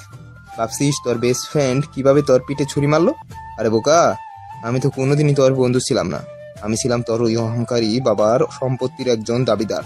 মনে আছে? আজ থেকে 15 বছর আগে তোর বাবা আমার বাবাকে বিজনেস থেকে ধোঁকা দিয়ে বের করে দিয়েছিল। আমার বাবা তো হার্ট অ্যাটাক করে মরেই গেল। আজ তোর বাবার পালা। ভিডিওর ব্যাকগ্রাউন্ড থেকে এবার জিসাদের সেই চেনা ভয়াবহ কণ্ঠস্বর ভেসে এলো। তাকে ক্যামেরায় দেখা যাচ্ছে না, শুধু তার গলা শোনা যাচ্ছে। আমি বলেছিলাম না আরাফ, খেলা সবে শুরু। তুই ঘরের বাইরে শত্রু খুঁজছিস, আর তোর শত্রু তো তোর একদম বুকের ভেতরেই লুকিয়ে ছিল। সানা, ফাহিম, মায়া, এরা সবাই তো শুধু আমার হাতের পুতুল। আসল মাস্টারম্যান তো রিয়াদ। আর হ্যাঁ, তোকে একটা সারপ্রাইজ দেই। তোর ওই বিশ্বস্ত ড্রাইভার আসাদকে আমরা একটা সুন্দর উপহার দিয়েছি। ক্যামেরাটা এবার ফ্লোরের দিকে ঘুরে গেল। ফ্লোরে রক্তে ভাসছে আসাদের মৃতদেহ। তার গলায় একটা গভীর ছুরির আঘাত। ভিডিওটা এখানেই শেষ হয়ে গেল। আরাফ ফোনটা ছুঁড়ে মারলো দেওয়ালের দিকে। ফোনটা টুকরো টুকরো হয়ে ভেঙে গেল। আরাফ 2 হাতে নিজের মাথা চেপে ধরে ফ্লোরে বসে পড়ল। রিয়াদ, তোকে আমি ছাড়বো না। তোকে আমি নিজের হাতে খুন করব। আরাফ, শান্ত হও। আমাদের এক্ষুনি ইন্সপেক্টর কামালকে এই ভিডিওটা দেখাতে হবে। ফাহিম ভাইয়া নির্দোষ। রেবেকা খালা অন্ধকারে রিয়াদকে ফাহিম ভেবে ভুল করেছিল। রিয়াদের জুতোর সাথেই তো ফাহিমের জুতোর মিল ছিল। যারা আরাফকে টেনে তুলে ড্রয়িং রুমের দিকে নিয়ে দৌড় দিল। তারা সিঁড়ির কাছে পৌঁছতেই দেখতে পেল ইন্সপেক্টর কামাল নিচে নেমে আসছেন। ওনার মুখটা খুব গম্ভীর। আরব সাহেব, একটা ভয়ঙ্কর খবর আছে। আমার টিম ওপরের ঘরে তল্লাশি করে রেবেকা খালার হাতে মুঠোয় একটা বোতাম পেয়েছে, আর এই বোতামটি শফিক সাহেবের শার্টের। ইন্সপেক্টর, আপনি মিথ্যা কথা বলছেন। আমার শার্টের বোতাম তো আগে থেকেই ছেঁড়া ছিল। মিথ্যা কে বলছে সেটা তো পরে প্রমাণ হবে, কিন্তু সবচেয়ে বড় শকিং নিউজ হলো আমরা ফাহিমের রুমের সিলিং এর ওপর থেকে একটা স্নাইপার রাইফেল পেয়েছি। ইন্সপেক্টর ফাহিম নয়, আসল কালপ্রিট রিয়াদ। সে আমার বাবাকে কিডন্যাপ করেছে, আসাদকে খুন করেছে। আমার কাছে ভিডিও প্রমাণ আছে। ভিডিও প্রমাণ? কিন্তু আরব সাহেব, আপনি কি জানেন যে এই বাড়িতে ইন্টারনেট কানেকশন এবং মোবাইল নেটওয়ার্ক যেবার দিয়ে গত আধা ঘন্টা ধরে পুরোপুরি বন্ধ করে রাখা হয়েছে? আপনার ফোনে ভিডিও মেসেজ এলো কিভাবে? কামালের কথা শুনে আরাফ এবং যারা চমকে উঠল। আরাফ দ্রুত যারার ফোনটা হাতে নিয়ে দেখলো সত্যিই ফোনে কোনো নেটওয়ার্ক নেই। তাহলে ওই মেসেজটা কিভাবে এলো? এর একটাই মানে হতে পারে আরব সাহেব, যে মেসেজ পাঠিয়েছে সে এ বাড়ির সীমানার ভিতরে আছে এবং সে আমাদের খুব কাছের থেকে নজর রাখছে। ঠিক সেই মুহূর্তে পুরো বাড়ির ভেতরে একটা যান্ত্রিক কণ্ঠস্বর ইকো হতে শুরু করলো। বাড়ির হিডেন স্পিকারগুলো দিয়ে কেউ একজন সরাসরি ব্রডকাস্ট করছে। বুদ্ধি আছে তোমার ইন্সপেক্টর কামাল। হ্যাঁ, আমি তোমাদের আশেপাশে আছি। আমি আরাফ। তোর বাবা শুধু কিডন্যাপ হয়নি, তার চেয়ারে একটা টাইম বোমা ফিট করা আছে, আর সেই বোমার রিমোট কন্ট্রোলটা আছে তোরই অতি আদরের স্ত্রী যারার ব্যাগের ভেতরে। জিশানের এই ঘোষণার পর পুরো ড্রয়িং রুমে শ্মশানের নীরবতা নেমে এলো। আরাফ ধীরে ধীরে ঘাড় ঘুরিয়ে যারার দিকে তাকালো। যারার চোখে চরম আতঙ্ক আর বিস্ময়। সে দ্রুত তার নিজের লাল বেনারসি শাড়ির সাথে থাকা ছোট্ট ব্যাগটা খুললো। ব্যাগের ভেতর থেকে একটা কালো রঙের রিমোট কন্ট্রোল নিচে পড়ে গেল, যার উপর লাল রঙের একটা সুইচ মিটমিট করে চলছে। আরাফ 2 পা পিছিয়ে গেল। তার চোখের দৃষ্টিতে এখন শুধু অবিশ্বাস আর ঘৃণা। যারা কি তবে শুরু থেকেই এই ভয়ঙ্কর চক্রান্তের একটা অংশ, নাকি এটাও জিশানের আর একটা নতুন খেলা? তুমি এত বড় বেঈমান যারা, আমার বাবার মৃত্যুর রিমোট তোমার ব্যাগে? তোমার এত সাহস কি করে হয়? আরাফ, আমাকে বিশ্বাস করো, আমি জানি না এই ভয়ঙ্কর জিনিসটা কিভাবে আমার ব্যাগে এলো। আর কত অভিনয় করবে তুমি? প্রথমে সানা আপু, তারপর আমার সবচেয়ে কাছের বন্ধু রিয়াদ, আর এখন তুমি। তোমরা সবাই মিলে আমার পরিবারটাকে গিলে খেতে চাইছো। তোমাদের টাকার এত লোভ। তুমি আবার আমাকে সন্দেহ করছো আরাফ? যে মেয়েটা নিজের জীবন বাজিয়ে রেখে একটু আগে তোমার বোমার তার কাটলো, সে তোমার বাবাকে মারবে, তোমার চোখ কি অন্ধ হয়ে গেছে? হ্যাঁ, আমি অন্ধ হয়ে গিয়েছিলাম যারা। আমি অন্ধ হয়ে গিয়েছিলাম তোমার ওই পবিত্র চেহারার পেছনের শয়তানটাকে চিনতে না পেরে। তুমি তো প্রথম থেকেই এই সুযোগের অপেক্ষায় ছিলে, তাই না? আরাফের গলা রাগে আর ঘৃণায় ফেটে পড়ছিল। ড্রয়িং রুমের মাঝখানে যারার হাত থেকে পড়ে যাওয়া সেই কালো রিমোটটার দিকে তাকিয়ে সবাই যেন পাথরের মতো জমে আছে। রিমোটের লাল আলোটা মিটমিট করে চলছে, যেন রহমান সাহেবের মৃত্যুর সেকেন্ড গুনছে। যারা 2 হাতে নিজের মুখ ঢেকে ডুকরে কেঁদে উঠল। তার মনে হচ্ছিল মাটি ফাঁক হয়ে যাক আর সে তার ভেতরে তলিয়ে যাক। যেই মানুষটার জন্য সে নিজের পুরো জীবনটা উৎসর্গ করতে প্রস্তুত, সেই মানুষটা আজ তাকে তার বাবার খুনি ভাবছে। ইন্সপেক্টর কামাল দ্রুত পকেট থেকে একটা প্লাস্টিকের গ্লাভস বের করে হাতে পরে নিলেন এবং খুব সাবধানে রিমোটটা ফ্লোর থেকে তুলে নিলেন।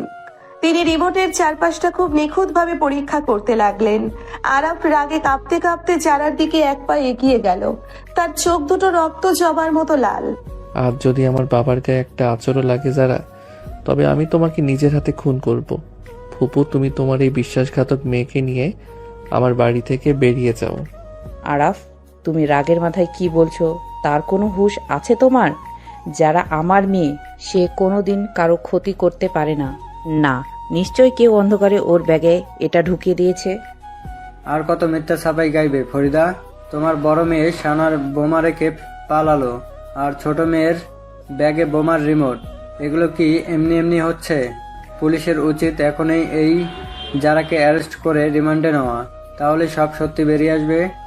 শফিক সাহেব, পুলিশকে পুলিশের কাজ করতে দিন। আরফ সাহেব, আপনি অযথাই আপনার স্ত্রীর ওপর রাগ দেখাচ্ছেন। এই রিমোটটা সম্পূর্ণ নকল। এটা কোনো বোমা রিমোট নয়, এটা একটা সাধারণ খেলনা গাড়ির রিমোট, যার ভিতরে শুধু একটা লাল এলইডি লাইট ফিট করা হয়েছে। ইন্সপেক্টর কামালের কথায় ড্রয়িং রুমের পরিবেশ মুহূর্তেই বদলে গেল।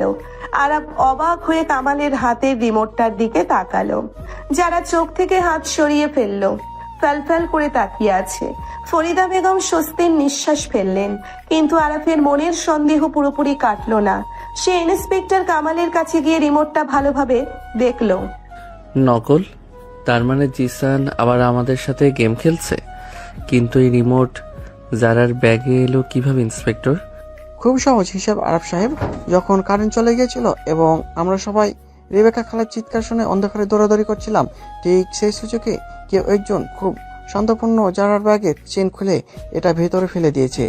আর সবচেয়ে বড় প্রমাণ হলো এই রিমোটের গায়ে লেগে থাকা 1 ফোঁটা তাজা রক্ত। জারা ম্যাডামের হাতে কোনো কাটা দাগ নেই, কিন্তু এ ঘরে এমন কেউ আছে যার হাতে থেকে রক্ত ঝরছে। ইন্সপেক্টর কামালের চোখ ড্রয়িং রুমের সবার হাতের ওপর দিয়ে ঘুরতে লাগলো। আরাফের হাতে ব্যান্ডেজ করা, তাই সেখান থেকে নতুন করে রক্ত লাগার কোনো সুযোগ নেই। হঠাৎ কামালের চোখ গিয়ে পড়লো মিলি, আরাফের বন্ধু, তার ডান হাতের দিকে। মিলির হাতের উল্টো পিঠে একটা তাজা কাটার দাগ, সেখান থেকে এখনো হালকা রক্ত বেরোচ্ছে। মিলি ভয়ে নিজের হাতটা শাড়ির আঁচলের আড়ালে লুকানোর চেষ্টা করছিল। কামাল ধীর পায়ে মিলির দিকে এগিয়ে গেলেন। মিলি ম্যাডাম, আপনার হাতে কিসের দাগ? রক্ত বেরোচ্ছে মনে হচ্ছে। কই কিছু না তো ইন্সপেক্টর, অন্ধকারে সিঁড়ি রেলিং এর সাথে ঘষা লেগে হয়তো একটু কেটে গিয়েছে। মিলি, তুই তো আমার আর রিয়াদের সাথে সবসময় থাকতি। তুই কি রিয়াদের এই চক্রান্তের কথা আগে থেকেই জানতি? সত্যি করে বল মিলি, নইলে আমি তোকে জ্যান্ত পুঁতে ফেলবো। আমি কিছু জানি না আরাফ, বিশ্বাস কর, আমি এসবের মধ্যে নেই। আমি তো শুধু তোদের বিয়েতে আনন্দ করতে এসেছিলাম। কনস্টেবল, মিলি ম্যাডামের হ্যান্ড ব্যাগটা চেক করো জলদি। কনস্টেবল মিলির হাত থেকে জোর করে ব্যাগটা কেড়ে নিল। মিলির চোখ মুখে চরম আতঙ্ক। সে ছুটে পালানোর চেষ্টা করতেই ফাহিম তাকে আটকে ধরল। কনস্টেবল ব্যাগের চেইন খুলে ভেতরের জিনিসপত্র ফ্লোরে ঢেলে দিল। মেকআপের জিনিসপত্রের মাঝখান থেকে একটা ছোট কালো রঙের অ্যান্টেনা যুক্ত মেশিন বেরিয়ে এলো। মেশিনটার গায়ে সবুজ আলো জ্বলছে। ইন্সপেক্টর কামাল মেশিনটা হাতে তুলে নিলেন। তার মুখে একটা জয়ী হাসি ফুটে উঠল। এই তো পেয়ে গেছি, পোর্টেবল সিগন্যাল জামার। মিলি ম্যাডামের ব্যাগের ভিতরে এই জামারটা অন করা ছিল, যার কারণে পুরো বাড়ির নেটওয়ার্ক গায়েব হয়ে গেছিল। মিলি ম্যাডাম, এবার আপনি কি বলবেন? মিলি আর দাঁড়িয়ে থাকতে পারল না। সে ফ্লোরে বসে কান্নায় ভেঙে পড়ল। আরাপ হতবাক হয়ে মিলির দিকে তাকিয়ে আছে। তার 10 বছরের বন্ধু রিয়াদ তাকে ধোঁকা দিয়েছে, আর এখন তার আরেক বন্ধু মিলিও এই চক্রান্তের অংশ। আরাফের মনে হচ্ছিল তার চারপাশের পুরো পৃথিবীটাই একটা বড় মিথ্যা। সে মিলির সামনে গিয়ে হাঁটু গেড়ে বসলো। কেন মিলি, আমি তোর কি ক্ষতি করেছিলাম? তুই কেন রিয়াদের সাথে হাত মেলালি? আমার বাবাকে কোথায় আটকে রেখেছে ওরা? আমাকে ক্ষমা করে দে আরাফ, আমি রিয়াদকে ভালোবাসতাম। রিয়াদ আমাকে বলেছিল ওদের সম্পত্তি পেলে আমাকে বিয়ে করে আমেরিকায় নিয়ে যাবে। আমি শুধু ওর অন্ধকারে পড়ে এই জামাটা ব্যাগে রাখতে রাজি হয়েছিলাম। রিয়াদ বলেছিল এতে কারো কোনো ক্ষতি হবে না, কিন্তু আমি খুন খারাপের ব্যাপারে কিছু জানতাম না আরাফ, বিশ্বাস কর। রিয়াদ এখন কোথায় আছে মিলি? জিসানকে সত্যি কথা বল, নইলে পুলিশের রিমান্ডে তোর জীবনের সব সুন্দর স্বপ্ন চিরতরে শেষ হয়ে যাবে। জিসান নামে কাউকে আমি চিনি না আরাফ, তবে রিয়াদ আমাকে গতকাল একটা পুরনো টেক্সটাইলের মেলের লোকেশন পাঠিয়েছিল। ও বলেছিল কাজ শেষ হলে আমরা ওখানে মিট করব। হয়তো আঙ্কেলকে ওখানেই রাখা হয়েছে। মিলি ম্যাডামকে অ্যারেস্ট করে থানায় নিয়ে যাও, আর আমাকে সেই টেক্সটাইল মিলের লোকেশনটা দাও। আরব সাহেব, আমাদের এখনই বের হতে হবে, এতে একদম সময় নেই। রহমান সাহেব, জীবন সত্যি বিপন্ন। পুলিশ মিলিকে হাতকড়া পরিয়ে নিয়ে গেল। শফিক সাহেব এবং রুমানা চাচি একদম চুপ মেরে গেছেন। ফাহিমের হাতকড়া খুলে দেওয়া হয়েছে। আরাফ আর এক মুহূর্তও নষ্ট না করে ইন্সপেক্টর কামালের সাথে যাওয়ার জন্য পা বাড়ালো। ঠিক তখনই যারা দৌড়ে এসে আরাফের হাতটা চেপে ধরলো। যারার চোখে অভিমান এবং জেদ একসাথে খেলা করছে। আমি তোমার সাথে যাব আরাফ। না যারা, ওখানে অনেক বিপদ। রিয়াদের কাছে অস্ত্র আছে, তুমি এখানেই থাকবে ফুপু আর মামির কাছে। একটু আগে তো আমাকে বাড়ি থেকে বের করে দিচ্ছিলে, আর এখন আমার বিপদের কথা ভাবছো? আমি তোমার স্ত্রী আরাফ। তোমার বাবার জীবন বাঁচাতে আমি তোমার ছায়ার মতো তোমার সাথে থাকবো। তুমি আমাকে আটকাতে পারবে না। আরাফ যারার চোখের দিকে তাকিয়ে একটা গভীর দীর্ঘশ্বাস ফেললো। এই মেয়েটার জেদের কাছে এসে সব সময় হেরে যায়। আরাফ কিছু না বলে শুধু মাথা নেড়ে সম্মতি দিল। ইন্সপেক্টর কামাল, আরাফ এবং যারা পুলিশের গাড়িতে উঠে বসলো। গাড়ি তীব্র বেগে শহরের পুরনো শিল্পাঞ্চলের দিকে ছুটতে শুরু করলো। গাড়ির ভেতরে একদম বন্ধ করা নীরবতা। যারা জানালার বাইরের অন্ধকারের দিকে তাকিয়ে আছে, তার বুকের ভেতরটা এক অজানা আশঙ্কায় কেঁপে কেঁপে উঠছে। আরাফ আর চোখে যারার দিকে তাকালো। যারার শাড়িতে রেবেকা খালার রক্তের দাগ লেগে আছে, চুলগুলো উস্কো খুস্কো, কিন্তু এই বিধ্বস্ত অবস্থাতেও যারাকে তার কাছে পৃথিবীর সবচেয়ে পবিত্র এবং আপন মানুষ মনে হচ্ছে। আরাফ ধীরে ধীরে নিজের হাতটা এগিয়ে নিয়ে যারার হাতের ওপর রাখলো। যারা চমকে উঠে আরাফের দিকে তাকালো। আমাকে মাফ করে দিও যারা, আমি রাগের মাথায় তোমাকে অনেক বড় অপবাদ দিয়ে ফেলেছিলাম। আমার আসলে নিজের উপর থেকে বিশ্বাস উঠে গেছে। তুমি আমাকে ছেড়ে যাবে না তো? বিশ্বাস এমন একটা জিনিস আরাফ, যা একবার ভেঙে গেলে জোড়া লাগানো খুব কঠিন। তুমি কথায় কথায় আমাকে দূরে ঠেলে দাও, আবার পরক্ষণেই কাছে টেনে নাও। আমি তোমার খেলার পুতুল নই। স্ত্রী হিসেবে আমার সম্মান আর বিশ্বাস অর্জন করতে হলে তোমাকে আগে নিজের মনের সন্দেহ দূর করতে হবে। আমি জানি আমি ভুল করেছি, কিন্তু যখন চারপাশের সব আপন মানুষগুলো বেইমানি করে, তখন নিজের ছায়াকেও ভয় হয় যারা। তুমি ছাড়া আজ আমার পাশে আর কেউ নেই। আমি কথা দিচ্ছি, বাবাকে উদ্ধার করে আনার পর আমি তোমাকে তোমার প্রাপ্য সব সম্মান দেব। যারা আর কোনো কথা বলল না, শুধু আরাফের হাতটা শক্ত করে চেপে ধরলো। এই একটা স্পর্শেই তাদের সব মান অভিমান যেন গলে পানীয় হয়ে গেল। গাড়ির ভেতরের এই ছোট পরিসরে তাদের মাঝে মানসিক দূরত্ব অনেকটা কমে এলো। প্রায় 40 মিনিট পর পুলিশের গাড়িটা শহরের এক প্রান্তে একটি বিশাল এবং পরিত্যক্ত টেক্সটাইল মিলের সামনে এসে থামলো। জায়গাটা একদম জনশূন্য এবং অন্ধকার। মিলের চারপাশের সীমানা প্রাচীর ভেঙে পড়েছে। ভেতরে বড় বড় জং ধরা মেশিনপত্র ভূতের মতো দাঁড়িয়ে আছে। ইন্সপেক্টর কামাল সবাইকে ইশারা করলেন চুপ থাকতে। তিনি তার রিভলভার বের করে খুব সাবধানে মিলের প্রধান দরজার দিকে এগোতে লাগলেন। আরাফ এবং যারা তার পেছন পেছন পা টিপে টিপে ভেতরে ঢুকলো। জায়গাটাই খুব বড় আরফ সাহেব, আমাদের আলাদা হয়ে খুঁজতে হবে। আপনারা ওইদিকে গোডাউনের দিকটা চেক করুন, আমি আর কনস্টেবল মেইন ফ্লোরটা দেখছি। মনে রাখবেন, কোনো শব্দ করবেন না। আরাফ মাথা নাড়লো। যারাকে সাথে নিয়ে সে গোডাউনের অন্ধকার করিডোর ধরে এগোতে লাগলো। তাদের পায়ের নিচে পুরনো লোহার টুকরো আর কাঁচ ভাঙার শব্দ তাদের হৃদস্পন্দন আরো বাড়িয়ে দিচ্ছিল। হঠাৎ করিডোরের শেষ প্রান্তের একটা ছোট ঘর থেকে হালকা আলোর আভা দেখতে পেল আরাফ। সে যারাকে ইশারা করে দেওয়ালের সাথে মিশে দাঁড়াতে বলল। আরাফ খুব সাবধানে উকি দিয়ে ঘরের ভেতরে তাকালো। ঘরের মাঝখানে একটি কাঠের চেয়ারে রহমান সাহেবকে বাঁধা অবস্থায় দেখা যাচ্ছে, ঠিক যেমনটা ভিডিওতে ছিল। ওনার মাথা এখনো নিচু করা। যারা, বাবা ওখানে, আমাকে যেতে হবে। আরাফ দাঁড়াও, এটা কোনো ফাঁদ হতে পারে।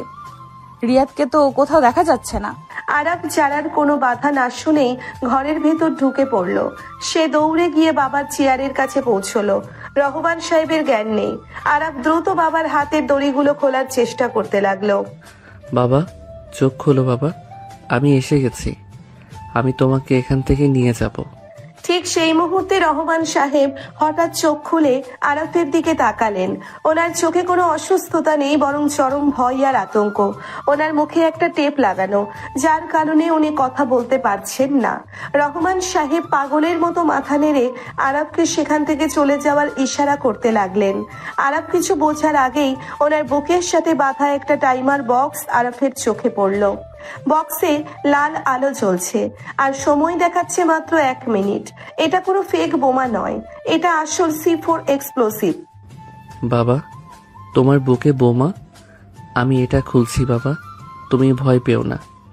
আরাফ কাঁপতে কাঁপতে বোমার বেল্ট খোলার চেষ্টা করতে লাগলো। যারাও ঘরের ভেতর ছুটে এলো। সে পরিস্থিতি দেখে আতঙ্কে পাথর হয়ে গেল। হঠাৎ ঘরের কোণে রাখা একটা স্পিকার থেকে সেই ভয়ঙ্কর যান্ত্রিক হাসিটা বেজে উঠলো। Welcome to my special show Araf. বলেছিলাম না, আসল খেলা তো এখন শুরু হবে। তুই ভেবেছিলি পুলিশ নিয়ে এসে তোর বাবাকে বাঁচিয়ে নিবি, কিন্তু তুই তো নিজেই আমার পাতা সবচেয়ে বড় মৃত্যু ফাঁদে পা দিয়েছিস। জিসান, তুই কাপুরুষের মতো লুকিয়ে আছিস কেন? সামনে আয়, আমার বাবার বুক থেকে এই বোমা খোল, নইলে আমি তোকে জ্যান্ত জ্বালিয়ে দেব। আমি তো তোমাদের সামনে আছি আরাফ, একদম তোদের চোখের সামনে। তোরা শুধু আমাকে চিনতে পারছিস না। আর তোর বাবাকে বাঁচানোর একটাই উপায় আছে, ওই টেবিলের উপর রাখা রিভলভারটা তোল। আরাফ ঘাড় ঘুরিয়ে দেখলো সত্যিই পাশে রাখা একটা জং ধরা লোহার টেবিলের ওপর একটা চকচকে রিভলভার রাখা আছে। আরাফ দ্রুত রিভলভারটা হাতে তুলে নিল। Good boy. এবার তোর পাশে দাঁড়িয়ে থাকা তোর ওই আদরের স্ত্রী জারার বুকে রিভলভারটা তাক কর। কি বলছিস তুই এসব? আমি জারাকে কেন গুলি করব? তুই পাগল হয়ে গেছিস? পাগল আমি নই আরাফ, পাগল তো তুই। তোর কাছে সময় আছে মাত্র 30 সেকেন্ড। হয় তুই জারাকে নিজের হাতে গুলি করে মারবি, আর না হয় তোর বাবার বুকের বোমা ফেটে উনি টুকরো টুকরো হয়ে যাবেন। চয়েস তোর, তোর স্ত্রী নাকি তোর বাবা। জিশানের এই ভয়ঙ্কর শর্ত শুনে আরাফের হাত থেকে রিভলভারটা প্রায় পড়ে যাওয়ার উপক্রম হলো। সে স্তব্ধ হয়ে যারার দিকে তাকালো। যারা স্থির হয়ে দাঁড়িয়ে আছে, তার চোখে কোনো ভয় নেই, শুধু এক অদ্ভুত প্রশান্তি। টাইমার দ্রুত কমছে। 25 সেকেন্ড, 24 সেকেন্ড। আরাফের কপাল বেয়ে ঘাম ঝরছে। তার একদিকে তার জন্মদাতা পিতা, অন্যদিকে তার স্ত্রী, যে তাকে তার জীবনের চেয়েও বেশি ভালোবাসে। আরাফ, তুমি কি ভাবছো গুলি করো আমাকে? মামার জীবনের দাম আমার জীবনের চেয়ে অনেক বেশি। তুমি যদি আজ আমাকে গুলি না করো, আমি তোমাকে কোনোদিন ক্ষমা করব না। না জারা, আমি এটা পারবো না। আমি কোনোভাবেই তোমাকে মারতে পারবো না। তোমাকে পারতেই হবে আরাফ। প্লিজ আমার দিকে তাকাবে না, চোখ বন্ধ করে ট্রিগার চাপো। 10 সেকেন্ড বাকি আছে আরাফ, জলদি। আরাফ চিৎকার করে কেঁদে উঠল। সে বাধ্য হয়ে কাঁপতে কাঁপতে রিভলভারটা যারার বুকের দিকে তাক করলো। যারা চোখ বন্ধ করে মুখে কালেমা পড়তে শুরু করলো। রহমান সাহেব গোঙাতে গোঙাতে চেয়ার থেকে ছিটকে পড়ে যাওয়ার চেষ্টা করছেন। ওনার চোখ বেয়ে অঝরে পানি পড়ছে। আরাফ তার আঙ্গুল ট্রিগারের ওপর রাখলো। 3, 2, 1। ঠিক সেই মুহূর্তে ঘরের ছাদের ওপর থেকে একটা ভারী কাঁচ ভেঙে পড়ার বিকট শব্দ হলো। কেউ একজন ছাদের স্কাইলাইট ভেঙে একটা দড়ি ধরে সরাসরি ঘরের মাঝখানে লাফিয়ে পড়ল। আরাফ চমকে উঠে ট্রিগার থেকে আঙ্গুল সরিয়ে নিল। কালো পোশাক পরা একজন মানুষ, যার মুখে মাস্ক লাগানো। লোকটি ফ্লোরে পড়েই এক লাফে রহমান সাহেবের কাছে গেল এবং তার পকেট থেকে একটা বিশেষ ধরনের কাটার বের করে বোমার মেইন তারটা চোখের পলকে কেটে দিল। টাইমারটা শূন্যতে পৌঁছানোর ঠিক 1 সেকেন্ড আগে বন্ধ হয়ে গেল। কে কে আপনি? কালো পোশাক পরা লোকটি উঠে দাঁড়ালো। সে ধীরে ধীরে নিজের মুখের মাস্কটা খুলল। আরাফ এবং যারা দুজন এই লোকটির মুখ দেখে বিস্ময়ে পাথর হয়ে গেল। তাদের চোখের সামনে দাঁড়িয়ে আছে একজন মানুষ, যাকে এই মুহূর্তে এখানে দেখার কথা তারা স্বপ্নেও কল্পনা করেনি। লোকটির মুখে একটা বাঁকা হাসি। সামির, তুই তো বাড়িতে ফুপুদের সাথে ছিলি। তুই এখানে কিভাবে এলি? আর তুই এই বোমা ডিফিউজ করা কিভাবে জানিস? ভাইয়া, অনেক কিছুই তো তুই জানিস না। তুই শুধু তোর ওই বন্ধুদের চিনতি, নিজের আপন ভাইকে কোনোদিন চেনার চেষ্টা করিসনি। স্বামীর পকেট থেকে আর একটা রিভলভার বের করলো, কিন্তু সবাইকে অবাক করে দিয়ে সে রিভলভারটা জিশান বা অন্য কারো দিকে তাক করলো না, বরং সে সোজা আরাফের কপালের দিকে তার রিভলভার তাক করলো। রিভলভারটা নিচে ফেলে দে ভাইয়া। জিশান যা করতে পারেনি, আজ আমি সেটা নিজের হাতে করব। রহমান সাহেবের সব সম্পত্তি তো এখন আমার। আরাফ স্তব্ধ হয়ে নিজের ছোট ভাইয়ের দিকে তাকিয়ে রইল। রিয়াদ, মিলি, সানা আপু আর এখন তার নিজের রক্তের ভাই স্বামীর এই ষড়যন্ত্রের শিকড় ঠিক কতটা গভীরে ছড়ানো। আর জিশান নামের ওই অদৃশ্য শয়তানটা আসলে কে? স্বামী ট্রিগারে আঙ্গুল রাখলো। আরাফের চোখের সামনে সবকিছু যেন ধীর হয়ে গেল। তুই আমাকে মারতে চাস সামির? টাকার জন্য নিজের বড় ভাইকে খুন করবি তুই? সামির, রিভলভারটা নামাও। তুমি কি পাগল হয়ে গেছো? বড় ভাই তো বাবার মতো হয়। আজ থেকেই পরিবারের কেউ কারো বাবা বা ভাই নয় যারা আফু। আজ থেকে শুধু টাকার রাজত্ব চলবে। তুই আমার বুকে গুলি কর সামির, কিন্তু আমার বাবাকে আর জারাকে ছেড়ে দে। আরাফ দুহাত প্রসারিত করে জারার সামনে এসে দাঁড়ালো। নিজের বুকটা পেতে দিল স্বামীদের রিভলভারের সামনে। স্বামীদের মুখে তখনও সেই নিষ্ঠুর হাসিটা লেগে আছে। সে রিভলভারের ট্রিগার চাপলো। বিকট একটা শব্দে পুরো গোডাউন কেঁপে উঠল। যারা চিৎকার করে 2 হাতে কান চেপে চোখ বন্ধ করে ফেললো, কিন্তু আরাফের শরীরে কোনো বুলেট বিঁধল না। স্বামীর রিভলভার থেকে বের হওয়া বুলেটটা আরাফের কানের পাশ দিয়ে গিয়ে সোজা পেছনের দেওয়ালে লাগানো স্পিকার আর সিসি ক্যামেরার লেন্সটাকে চুরমার করে দিল। স্পিকার থেকে ভেসে আসা জিশানের যান্ত্রিক হাসিটা চিরতরে স্তব্ধ হয়ে গেল। আরাফ অবাক হয়ে পেছনের ভাঙা ক্যামেরাটার দিকে তাকালো, আর তারপর স্বামীর দিকে। স্বামীর একটা দীর্ঘশ্বাস ফেলে রিভলভারটা পকেটে ঢুকিয়ে রাখলো। তার চোখের সেই নিষ্ঠুরতা এক নিমেষেই হারিয়ে গিয়ে সেখানে বড় ভাইয়ের প্রতি একটা গভীর মায়া আর সম্মান ফুটে উঠল। তুই কি সত্যি ভেবেছিলি আমি টাকার জন্য তোকে আর আব্বুকে মেরে ফেলবো ভাইয়া? আমি তো তোদের বাঁচানোর জন্য এতক্ষণ ওই শয়তানগুলোর সাথে অভিনয় করছিলাম। সামির, তুই কি বলছিস এসব? তুই তো বাড়িতে ছিলি। আমি বাড়িতে ছিলাম না ভাইয়া। যখন কারেন্ট চলে যায় আর রেবেকা খালাকে গুলি করা হয়, আমি তখন অন্ধকারের সুযোগ নিয়ে জিসানের পাঠানো লোকটাকে ফলো করে ওই গোডাউন পর্যন্ত আসি। আমার কাছে জিসানের গ্যাংয়ের ভেতরে সব খবর ছিল। আমি জানতাম রিয়াদ আর সানা আপু আমাদের সাথে বেইমানি করেছে, তাই আমি ওদের দলের ফেরার নাটক করেছিলাম যাতে আমি আব্বুকে ট্র্যাক করতে পারি। আর এই বোমা ডিফিউজ করা আমি ডাক ওয়েভ থেকে শিখেছি। তোরা যখন পুলিশের সাথে আসছিলি, আমি তার আগেই ছাদের স্কালেট কেটে ভেতরে ঢোকার প্রস্তুতি নিচ্ছিলাম। আমি শুধু জিসানের নজর ঘোরানোর জন্য ওই ডায়লগগুলো দিচ্ছিলাম যাতে সে ভাবে আমি তার লোক এবং সে রিমোট থেকে বোমাটা ব্লাস্ট না করে। বাবা, আরাফার এক মুহূর্ত দেরি না করে ছুটে গিয়ে রহমান সাহেবকে জড়িয়ে ধরল। স্বামীর আর যারা মিলে দ্রুত রহমান সাহেবের হাত ও পায়ের দড়িগুলো খুলে দিল। ওনার মুখের টেপটা খুলতেই উনি দীর্ঘ এক নিঃশ্বাস নিয়ে কেশে উঠলেন। আরাফ হাউমাউ করে কেঁদে বাবার বুকের উপর মাথা রাখলো। রহমান সাহেব দুর্বল হাতে আরাফের মাথায় হাত বুলিয়ে দিলেন। তার চোখ দিয়ে অঝরে পানি পড়ছিল। তিনি যারাকে কাছে ডাকলেন। যারা ধীর পায়ে এগিয়ে যেতেই তিনি যারার হাতটা আরাফের হাতের ওপর রাখলেন। আজ তুই যাকে সবচেয়ে অবিশ্বাস করেছিলি আরাফ, সে মেয়েটা আজ আমার আর তোর জীবন বাঁচালো। নিজের বুকের ওপর বুলেট তাক করার পরেও সে যে মেয়েটি একটু কাঁপেনি, সে শুধু তোকে ভালোবাসে না, সে এই পরিবারের সবচেয়ে বড় ঢাল। যারাকে কোনোদিন অবহেলা করিস না বাবা।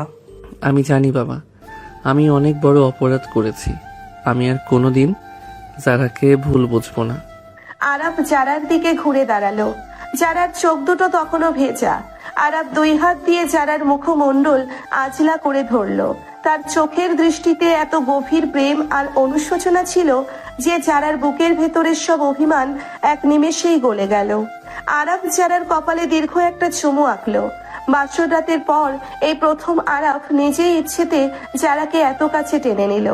যারা চোখ বন্ধ করে আরাফের এই ভালোবাসার স্পর্শটুকু নিজের সত্তায় মেখে নিল। চারপাশের এই মৃত্যুপুরীর মাঝেও তাদের দুজনের মাঝের এই মুহূর্তটা এক অদ্ভুত পবিত্র রোমান্টিক আবেশ তৈরি করলো।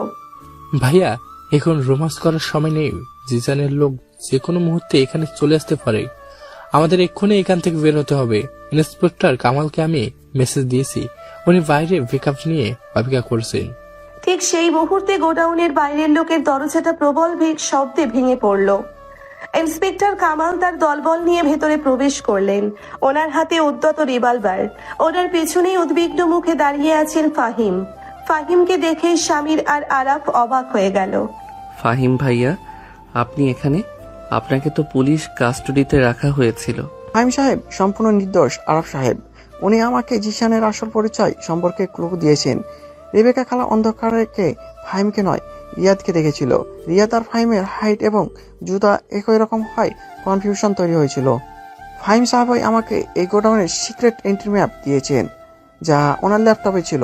আপনারা দ্রুত রহমান সাহেবকে নিয়ে বাইরে চলুন। বড় আব্বু, আপনি ঠিক আছেন? আমি আপনাকে কথা দিচ্ছি আব্বু, যারা আমাদের পরিবারের এমন বেইমানি করছে, আমি তাদের কাউকে ছাড়বো না।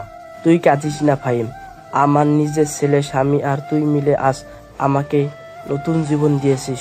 তোরা আমার দু চোখের মনি। চল আগে এখান থেকে বের হই।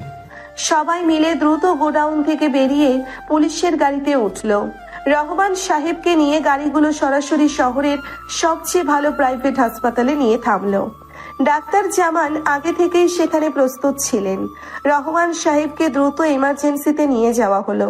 হাসপাতালের করিডোরে তখন এক চাপা উত্তেজনাকর পরিবেশ। আরাফ করিডোরের এক কোণে মাথা নিচু করে বসে আছে। যারা ধীর পায়ে আরাফের পাশে গিয়ে বসলো। সে নিজের হাত দিয়ে আরাফের উস্কো খুস্কো চুলগুলো গুছিয়ে দিল। তুমি এখনো কাঁপছো আরাফ, নিজেকে শান্ত করো। মামা এখন বিপদ মুক্ত। ডাক্তার জামান বলেছে ওনাকে স্যালাইন দেওয়া হয়েছে। আল্লাহর উপর বিশ্বাস রাখো, সব ঠিক হয়ে যাবে। আমি তোমাকে গুলি করতে যাচ্ছিলাম যারা। জিসানের কথা শুনে আমার হাত কাঁপছিল। আমি ভয় পাচ্ছিলাম। আমি যদি ট্রিগার চেপে দিতাম তাহলে কি হতো যারা? আমি তো নিজেকে কোনোদিন ক্ষমা করতে পারতাম না। তুমি তো আমাকে গুলি করোনি আরাফ, আর তুমি যদি আমাকে ভালোবেসে গুলি করতে তাহলেও আমার কোনো আফসোস থাকতো না। ইসলামিক শরীয়ত মেনে আমাদের বিয়ে হয়েছে, কবুল বলে তুমি আমাকে আপন করেছো। এই পবিত্র বন্ধন এত সহজে ভাঙার নয়। তুমি আমার স্বামী, আমার জীবনের সবচেয়ে বড় আশ্রয়। তুমি শুধু নিজের মনের জোরটা হারিয়ে ফেলেছিলে। তুমি এত ভালো কেন যারা? আমি তোমাকে এত অপমান করেছি, এত সন্দেহ করেছি, তবু তুমি আমার পাশে ছায়ার মতো আছো। আমি তোমাকে কথা দিচ্ছি যারা, আজকের পর থেকে আমার জীবনে তুমি ছাড়া আর কোনো নারীর জায়গা হবে না। আমি তোমাকে তোমার প্রাপ্য সব সম্মান এবং ভালোবাসা দেব। আরাফ জারার হাত দুটো নিজের বুকের কাছে টেনে নিয়ে শক্ত করে জড়িয়ে ধরল। তার চোখ থেকে দুফোঁটা জল গড়িয়ে পড়ল জারার হাতের ওপর। যারা নিজের আঁচল দিয়ে আরাফের চোখের জল মুছে দিল। এই প্রথম যারা অনুভব করলো যে আরাফ সত্যিই তাকে নিজের স্ত্রী হিসেবে মেনে নিয়েছে। তাদের এই অসম বয়সের সম্পর্কের মাঝে যে একটা অদৃশ্য দেওয়াল আছে তা আজ চিরতরে ভেঙে গেল। ঠিক তখনই সালমা বেগম, ফরিদা বেগম এবং করিম সাহেব হাসপাতালে এসে পৌঁছলেন। সালমা বেগম ছুটে এসে আরাফকে জড়িয়ে ধরে অঝরে কাঁদতে লাগলেন। আমার স্বামী কেমন আছে রে আরাফ? তোরা ঠিক আছিস তো? আমার বুকটা যে ফেটে যাচ্ছিল ভয়ে। বাবা ঠিক আছেন মা, ডাক্তার জামান ওনাকে দেখছেন। তুমি কেঁদো না। যারা মা, তুই ঠিক আছিস তো? তোর শরীরে এত রক্ত কেন? তোকে তো আমি বলেছিলাম আরাফের সাথে না যেতে। তোর কিছু হয়ে গেলে আমি কি নিয়ে বাঁচতাম? আমি ঠিক আছি আম্মা, আমার গায়ে কোনো আঁচড়ও লাগেনি। আল্লাহ আমাদের সবাইকে আজ খুব বড় বিপদ থেকে বাঁচিয়েছেন। ফরিদা আপা, আমাকে মাফ করে দিও। আমি রাগের মাথায় তোমাকে আর যারাকে অনেক কটু কথা বলেছি। যারা না থাকলে আজ আমার আরাফ আর ওর বাবা কেউ বেঁচে ফিরত না। যারা শুধু তোমার মেয়ে নয়, আজ থেকেও আমার নিজের মেয়ে, আমার এই বাড়ির লক্ষ্মী বউ। সালমা বেগম যারাকে বুকে টেনে নিলেন। যারা ফুপিয়ে কেঁদে উঠল। এতদিন ধরে যে মানুষগুলোর ভালোবাসা সে মনে মনে চেয়েছিল, আজ সেই ভালোবাসা সে পরিপূর্ণভাবে পাচ্ছে। ঠিক তখনই ইন্সপেক্টর কামাল করিডোরে এসে দাঁড়ালেন। ওনার মুখটা খুব গম্ভীর। ওনার সাথে ফাহিম এবং স্বামীরও আছে। আরফ সাহেব, একটা খুব ইম্পর্টেন্ট কথা আছে। রহমান সাহেবের জ্ঞান ফিরেছে। উনি আমাকে জিসানের ব্যাপারে এমন একটা সত্য বলেছেন যা শুনে আপনাদের পায়ের নিচ থেকে মাটি সরে যাবে। কি সত্য ইন্সপেক্টর? জিসান কে? সে কেন আমাদের এত ক্ষতি করতে চায়? জিসান বাইরের কেউ নয় আরাফ, সে আমাদের এই পরিবারেরই একজন। সে আমার সৎ ভাই। ফাহিমের এই কথাটি শোনার পর পুরো করিডোরে এক ভয়াবহ পেন পতন নীরবতা নেমে এলো। আরাফ, যারা, সালমা বেগম এবং ফরিদা বেগম সবার চোখ বিস্ময়ে বড় বড় হয়ে গেল। ফাহিমের সৎ ভাই মানে? তার মানে শফিক সাহেবের আরেকটা সন্তান আছে? ফাহিম ভাইয়া, আপনি এসব কি বলছেন? চাচা জানের তো শুধু একটাই ছেলে আপনি। আপনার আবার সৎ ভাই এলো কোথা থেকে? ফাহিম সাহেব ঠিকই বলেছেন আরাফ। রহমান সাহেব আমাকে জানিয়েছেন আজ থেকে 30 বছর আগে শফিক সাহেবের গোপনে রাবিয়া নামের এক মেয়েকে বিয়ে করেছিলেন। কিন্তু যখন আপনাদের দাদা ওনার সমস্ত সম্পত্তি রহমান সাহেবের নামে লিখে দেওয়ার সিদ্ধান্ত নেন, তখন শফিক সাহেব রাবিয়াকে ডিভোর্স দিয়ে রুমানা ম্যাডামকে বিয়ে করেন। কারণ রুমানা ম্যাডামের বাবা অনেক প্রভাবশালী ব্যবসায়ী ছিলেন। রাবিয়া তখন প্রেগনেন্ট ছিলেন। শফিক সাহেব রাবিয়াকে বাড়ি থেকে বের করে দেন। সেই রাবিয়ার ছেলেই হলো আজকে এই ভয়ঙ্কর জিসান। তার মানে জিসান এত বছর পর নিজের মায়ের অপমানের প্রতিশোধ নিতে ফিরে এসেছে। কিন্তু সে তো শুধু মামার ক্ষতি করছে না, সে তো ফাহিম ভাইয়াকেও ফাঁসানোর চেষ্টা করেছিল। জিসান শুধু প্রতিশোধ নিতে আসেনি যারা, সে পুরো কোম্পানির দখল নিতে এসেছে। আর সবচেয়ে ভয়ঙ্কর সত্যিটা হলো শফিক চাচা এই সবকিছু আগে থেকে জানতেন। কি বলছিস তুই সামির? চাচা জানতেন? হ্যাঁ ভাইয়া, আমি যখন জিসানের গ্যাংয়ের সাথে ছিলাম তখন আমি শফিক চাচার নম্বর থেকে জিসানের কাছে আসা বেশ কিছু ভয়েস মেসেজ শুনেছি। শফিক চাচা জিসানকে সব ইনফরমেশন পাচার করেছিলেন। তিনি চেয়েছিলেন জিসান যান তোকে আর আব্বুকে রাস্তা থেকে সরিয়ে দেয়, যাতে তিনি একা পুরো কোম্পানির মালিক হতে পারেন। আর কাজ শেষ হলে তিনি জিসানকেও পুলিশের হাতে ধরিয়ে দেওয়ার প্ল্যান করেছিলেন। তিনি নিজের 2 ছেলেকেই ঘুঁটি হিসেবে ব্যবহার করেছিলেন। আরাফের মাথায় যেন আকাশ ভেঙে পড়ল। তার নিজের চাচা, যাকে সে বাবার মতো সম্মান করত, সেই চাচা তার বাবার মৃত্যুর চক্রান্ত করেছেন। রাগে আরাফের সমস্ত শরীর কাঁপতে শুরু করলো। সে এক মুহূর্ত আর হাসপাতালে দাঁড়ালো না। আমি ওই জানোয়ারটাকে আজ নিজের হাতে খুন করব। সে আমার বাবাকে মারতে চেয়েছিল। আরাফ থামো, আইন নিজের হাতে তুলে নিও না। ইন্সপেক্টর কামাল আছেন, উনি যা করার করবেন। আরফ সাহেব, যারা ম্যাডাম ঠিকই বলেছেন, তবে আমাদের এখনই আপনাদের বাড়িতে যেতে হবে। শফিক সাহেবের হয়তো পালানোর চেষ্টা করবেন। ফাহিম, তুমি আমার মায়ের কাছে থাকো। স্বামী, তুমি আমার সাথে এসো। আরাফ, স্বামীর যারা এবং ইন্সপেক্টর কামাল দ্রুত পুলিশের গাড়িতে উঠে আবার বাড়ির দিকে রওনা হলেন। বাড়িতে পৌঁছতে তাদের 15 মিনিট লাগলো। পুরো বাড়িটা এখনো অন্ধকারে ডুবে আছে, শুধু জেনারেটরের আলো জ্বলছে। তারা পা টিপে টিপে বাড়ির ভেতরে ঢুকলেন।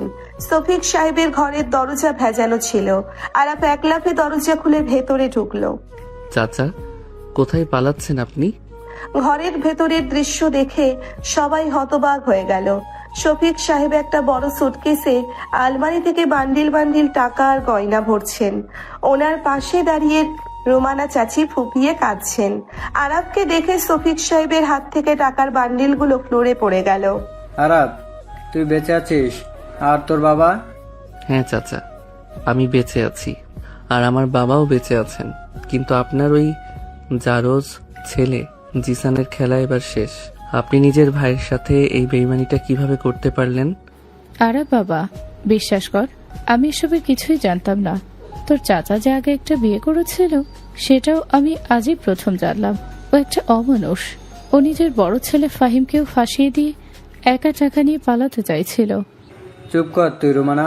হ্যাঁ আরাফ, আমি চেয়েছিলাম তোরা সবাই মরে যা। কেন জানিস? কারণ বাবা শুধু তোর বাবাকেই ভালোবাসতেন। সব প্রপার্টি ওর নামে করে দিয়েছিলেন।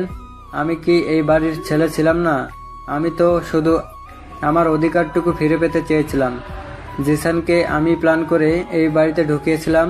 এই রিয়াদ, সানা, মিলি, এদের সবাইকে আমি টাকার লোভ দেখিয়ে কিনে এনেছিলাম। আপনার এই নোংরা লোভের জন্য আপনি রেবেকা খালাকে খুন করলেন, আসাদকে মারলেন। আপনি তো মানুষ নামের কলঙ্ক। শফিক সাহেব হঠাৎ করে বালিশের নিচ থেকে একটা পিস্তল বের করে আরাফের দিকে তাক করলেন। ওনার চোখে এক উন্মাদনার ছায়া।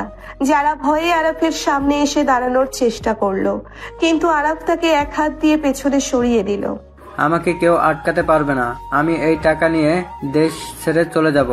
জিসান তোদের সবাইকে শেষ করে দেবে। সে আমার চেয়েও বেশি ভয়ঙ্কর। সরে দাঁড়া আরাফ, নইলে আমি তোকেও গুলি করব। অস্ত্র নিচে নামান শফিক সাহেব। চারদিক থেকে পুলিশ এই বাড়ি ঘিরে ফেলেছে। আপনার পালানোর কোনো রাস্তা নেই।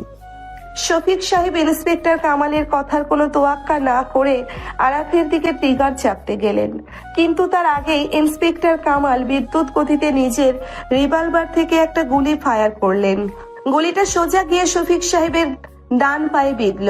শফিক সাহেব বিকট চিৎকার করে ফ্লোরে লুটিয়ে পড়লেন। ওনার হাত থেকে পিস্তলটা ছিটকে অনেক দূরে গিয়ে পড়ল। পুলিশ দ্রুত ঘরের ভেতর ঢুকে শফিক সাহেবকে হাতকড়া পরালো। রোমানা চাচি অজ্ঞান হয়ে ফ্লোরে পড়ে গেলেন। আপনার মতো বেঈমান চাচার মুখ আমি আর কোনোদিন দেখতে চাই না। পচে মরবেন আপনি জেলের ভেতরে। পরিস্থিতি শান্ত হওয়ার পর ইন্সপেক্টর কামাল শফিক সাহেবকে নিয়ে যাওয়ার নির্দেশ দিলেন। আরাফ একটা দীর্ঘ স্বস্তির নিঃশ্বাস ফেলে যারার দিকে তাকালো। যারা মুচকি হেসে আরাফের হাতটা ধরলো, যেন একটা দীর্ঘ ঝড়ের রাত অবশেষে কেটে গিয়ে ভোরের আলো ফুটতে শুরু করেছে। কিন্তু এই স্বস্তি বেশিক্ষণ স্থায়ী হলো না। হঠাৎ করেই ড্রয়িং রুমের সেন্ট্রাল সাউন্ড সিস্টেমে একটা ভয়াবহ হাসির শব্দ বেজে উঠল। জিসানের হাসি। খুব আনন্দ হচ্ছে তাই না আরাফ? ভাবছিস মাস্টার মাইন্ডকে ধরে ফেলেছিস? খেলা শেষ। আরে বোকা, তুই তো শুধু আমার হাতের একটা পুরনো খুঁটি ধরলি। আমার আসল খেলা তো তোকে আর তোর এই আদরের বউকে নিয়ে। জিসান, তুই কোথায় লুকিয়ে আছিস? সামনে আয় কাপুরুষ। তোর বাবাকে তো পুলিশ ধরেছে, এবার তোর পালা। আমি তো তোদের খুব কাছেই আছি আরাফ। এতক্ষণ তোরা আমার খেলনা দেখেছিস, এবার আমার আসল ম্যাজিক দেখবি। তোর আবার জীবন বাঁচাতে গিয়ে তুই তোর স্ত্রীর জীবনের সবচেয়ে বড় ভুলটাই করেছিস। উপরের দিকে তাকা আরাফ, তোর জীবনের সবচেয়ে বড় অন্ধকারটা এখন নেমে আসবে। জিশানের কথার সাথে সাথেই পুরো বাড়ির জেনারেটরের লাইন হঠাৎ করে ধপ করে বন্ধ হয়ে গেল। চারদিক আবার সেই ভয়াবহ ঘুটঘুটে অন্ধকারে ডুবে গেল। আরাফ দ্রুত পকেট থেকে ফোন বের করে টর্চ জ্বালানোর চেষ্টা করলো, কিন্তু ফোনটা কেন যেন কাজ করছে না। ইন্সপেক্টর কামাল অন্ধকারে চিৎকার করে পুলিশদের পজিশন নিতে বললেন, যারা ভয়ে আরাফের শার্ট খামছে ধরলো। আরাফ, আমার ভয় করছে, মনে হচ্ছে কেউ আমাদের দিকে তাকিয়ে আছে। ঠিক সেই মুহূর্তে ড্রয়িং রুমের বিশাল কাচের জানালা ভেদ করে একটা গাঢ় লাল রঙের লেজার লাইট সোজা এসে পড়ল জারার বুকের বাপাশে। স্নাইপারের লেজার পয়েন্টার। আরাফ সেই লাল আলোটা দেখে আতঙ্কে জমে গেল। সে জারাকে ধাক্কা দিয়ে ফ্লোরে ফেলে দেওয়ার জন্য হাত বাড়ালো, কিন্তু তার আগেই অন্ধকারের বুক চিরে সাইলেন্সার লাগানো রাইফেলের খুব সূক্ষ্ম একটা ভয়ঙ্কর শব্দ হলো। আরাফ কিছু বুঝে ওঠার আগেই দেখলো জারার শরীরটা একটা প্রবল ঝাঁকুনি দিয়ে তার হাতের উপর ভারী হয়ে লুটিয়ে পড়ছে। জারাকে ধরে থাকা আরাফের হাতের আঙ্গুলগুলো নিমেষেই তাজা আর গরম রক্তে ভিজে গেল। যারা, চোখ খোলো যারা, আমার দিকে তাকাও। ফাহিম ভাইয়া, গাড়ি আরো জোরে চালান, আমার যারা মরে যাচ্ছে। আরাফ, তুমি ঠিক আছো তো? তোমার শরীরে তো কোথাও বুলেট লাগেনি? চুপ করো যারা, একটা কথাও বলবে না। তুমি নিজের জীবন দিয়ে আমাকে কেন বাঁচাতে গেলে? তুমি কেন ওই স্নাইপারের বুলেটের সামনে লাফ দিলে? কারণ আমার জীবনের চেয়ে তোমার বেঁচে থাকাটা এই পরিবারের জন্য অনেক বেশি জরুরি ছিল। আরাফ, তুমি কেঁদো না, আমার খুব কষ্ট হচ্ছে। ভাইয়া, যারা আপুর ক্ষতস্থানটা 2 হাত দিয়ে শক্ত করে চেপে ধরে রাখো। রক্তপাত যে কোনো মূল্যে বন্ধ করতে হবে। ফাহিম ভাইয়া, আর কত দূর? আমি সর্বোচ্চ স্পিডে চালাচ্ছি স্বামীর। হাসপাতাল আর মাত্র 5 মিনিটের রাস্তা। আরাপ, তুই যারাকে কথা বলিয়ে জাগিয়ে রাখ, ওর জ্ঞান হারালে চলবে না। যারা, তুমি আমাকে ছেড়ে যেতে পারো না। তুমি আমাকে কথা দিয়েছিলে তুমি সারা জীবন আমার পাশে থাকবে। আমি তো এখনো তোমার কাছে আমার সব ভুলের জন্য ক্ষমা চাইনি। যারা, আমাকে আরেকটা সুযোগ দাও প্লিজ। চোখ বন্ধ করবে না? আমার খুব খুব ঘুম পাচ্ছে আরাফ। আমার চারপাশটা অন্ধকার হয়ে আসছে। যদি আমি আর ফিরে না আসি, মা আমাকে দেখে রেখো আর আমাকে ক্ষমা করে দিও। আমি কিছু শুনতে চাই না যারা, তোমাকে ফিরে আসতেই হবে। আমার জন্য হলেও তোমাকে বাঁচতে হবে। আমি তোমাকে ভালোবাসি যারা, আমি সত্যি তোমাকে ভালোবাসি। কথাটুকু বলার আগেই যারা আরাফের কোলের ওপর জ্ঞান হারিয়ে ফেললো। গাড়ির পেছনের সিট যারার বুকের তাজা রক্তে ভেসে যাচ্ছে। মিনিট 5 মধ্যেই গাড়ি হাসপাতালের এমার্জেন্সির সামনে এসে ব্রেক কষলো। ডাক্তার যাওয়ার আগে থেকেই খবর পেয়ে স্ট্রেচারে নিয়ে প্রস্তুত ছিলেন এবং দ্রুত যারাকে ওটিতে ঢুকিয়ে দিলেন। আরাফ ওটির বন্ধ দরজার সামনে ধপ করে ফ্লোরে বসে পড়লো, আর 2 হাত যারার রক্তে রাঙানো। তুমি শান্ত হও আরাফ, আমাকে আমার কাজ করতে দাও। ওকে ইমিডিয়েটলি ব্লাড দিতে হবে। স্বামী, তুমি ব্লাড ব্যাংকে গিয়ে এই পজিটিভ রক্তের ব্যবস্থা করো জলদি। আমি এখনই যাচ্ছি ডক্টর আঙ্কেল। ভাইয়া তুই এখানে থাক, আমি রক্ত নিয়ে আসছি। ফাহিম ভাইয়া, আমার যারার কিছু হবে না তো? ও আমাকে ছেড়ে যাবে না তো ভাইয়া? তুই আল্লাহর উপর ভরসা রাখ আরাপ। যারা খুব সাহসী মেয়ে, ও ঠিক ফিরে আসবে। তুই একটু শান্ত হয়ে বস। তোর সারা গায়ে যারা রক্ত লেগে আছে। ঠিক এই সময়ে পেছনের আরেকটি গাড়ি থেকে সালমা বেগম, ফরিদা বেগম, রহমান সাহেব, করিম সাহেব, তানিয়া এবং নাবিলা হাসপাতালে এসে পৌঁছলেন। ফরিদা বেগম মেয়ের অবস্থা শুনে প্রায় পাগলের মতো হয়ে গেছেন। তিনি ছুটে এসে আরাফের সামনে দাঁড়ালেন। আরাফ, আমার যারা কোথায়? আমার মেয়েটা কেমন আছে? তুই তো বললি ওর গায়ে একটা আচরও লাগতে দিবি না, তাহলে আজ আমার মেয়েটা ওটির ভেতরে মৃত্যুর সাথে লড়াই করছে কেন? আমাকে মাফ করে দাও ফুপু, আমি তোমার মেয়েকে রক্ষা করতে পারিনি। আমাকে মারার জন্য জিসানের স্নাইপার তাক করা ছিল। যারা আমাকে ধাক্কা দিয়ে সরিয়ে নিজে সেই গুলিটা খেয়েছে। আমি একটা অমানুষ ফুপু, আমার মেয়েটা সারা জীবন শুধু ত্যাগই করে গেল আরাপ। 10 বছর ধরেই ও নীরবে তোকে ভালোবেসেছে, আর আজ নিজের জীবনটাও তোর জন্য দিয়ে দিল। আল্লাহ আমার মেয়ের সহায় হন। ফাহিম, তুই আরাবকে দোষ দিস না। যারা শুধু তোর মেয়ে নয়, ও আমারও মেয়ে। আমাদের পুরো পরিবারকে একাই বাঁচিয়েছে। আল্লাহ নিশ্চয়ই ওর উপর রহম করবেন। ওগো, আমার বুকে ফেটে যাচ্ছে। ওই রকম একটা মেয়ে আমাদের পরিবারের জন্য নিজের জান বাজি রাখলো। আমরা ওর সাথে কথা অন্যায় করেছি। ভাই তুমি কেঁদো না, যারা আপু খুবই স্ট্রং, আপুর কিচ্ছু হবে না। আমার আপুকে এনে দাও আরব ভাইয়া, আমি আপুকে ছাড়া থাকতে পারবো না। আপু আমাকে কথা দিয়েছিল বিয়ের পর আমাকে তোমাদের বাড়িতে নিয়ে যাবে। আমি তোর আপুকে ফিরিয়ে আনবো নাবিলা। আমার নিজের জীবনের বিনিময়ে হলেও আমি যারাকে ফিরিয়ে আনবো। হাসপাতালের করিডোরে দীর্ঘ আধা ঘন্টা ধরে এক দমবন্ধ করা নীরবতা বিরাজ করছিল। ঠিক তখনই সেখানে ইন্সপেক্টর কামাল এক বিশাল পুলিশ ফোর্স নিয়ে প্রবেশ করেন। তাদের পিছনে হাত করা পড়া অবস্থায় হেঁটে আসছে জিশান, শফিক, রোমানা, সানা, মায়া, রাকিব, রিয়াদ এবং মিলি। পুরো অপরাধী চক্র আজ পুলিশের জালে বন্দী। আর এক লাফে ফ্লোর থেকে উঠে দাঁড়ালো। জানোয়ার, তুই আমার স্ত্রীকে গুলি করেছিস। তোকে আমি আজ এখানেই জ্যান্ত পুঁতে ফেলবো। মার, আরো মার আমাকে আরাফ, কিন্তু তাতে কি তোর ওই আদরের বউ বেঁচে ফিরবে? আমার স্নাইপারের গুলি ওর কলিজা ভেদ করে গেছে। তুই তোর বাবাকে বাঁচাতে পারলেও তোর স্ত্রীকে বাঁচাতে পারলি না। এটাই আমার সবচেয়ে বড় জয়। আরব সাহেব, নিজেকে নিয়ন্ত্রণ করুন। আমি কনস্ট্রাকশন বিল্ডিং এর ছাদ থেকে ওকে হাতে নাতে ধরেছি। ও এমনকি ফাঁসির দড়িতে ঝুলবে। আপনার হাত নোংরা করার কোনো প্রয়োজন নেই। তুই খুব বড় জয় পেয়েছিস বলে ভাবছিস জিশান? তোর সব পরিকল্পনা তো আমরা ভেস্তে দিয়েছি। তোর বাবা শফিক সাহেব এখন পুলিশ কাস্টাডিতে। তোর এই টাকার লোভী সঙ্গীরা সবাই আজ তোর সাথে এই একই দড়িতে বাঁধা।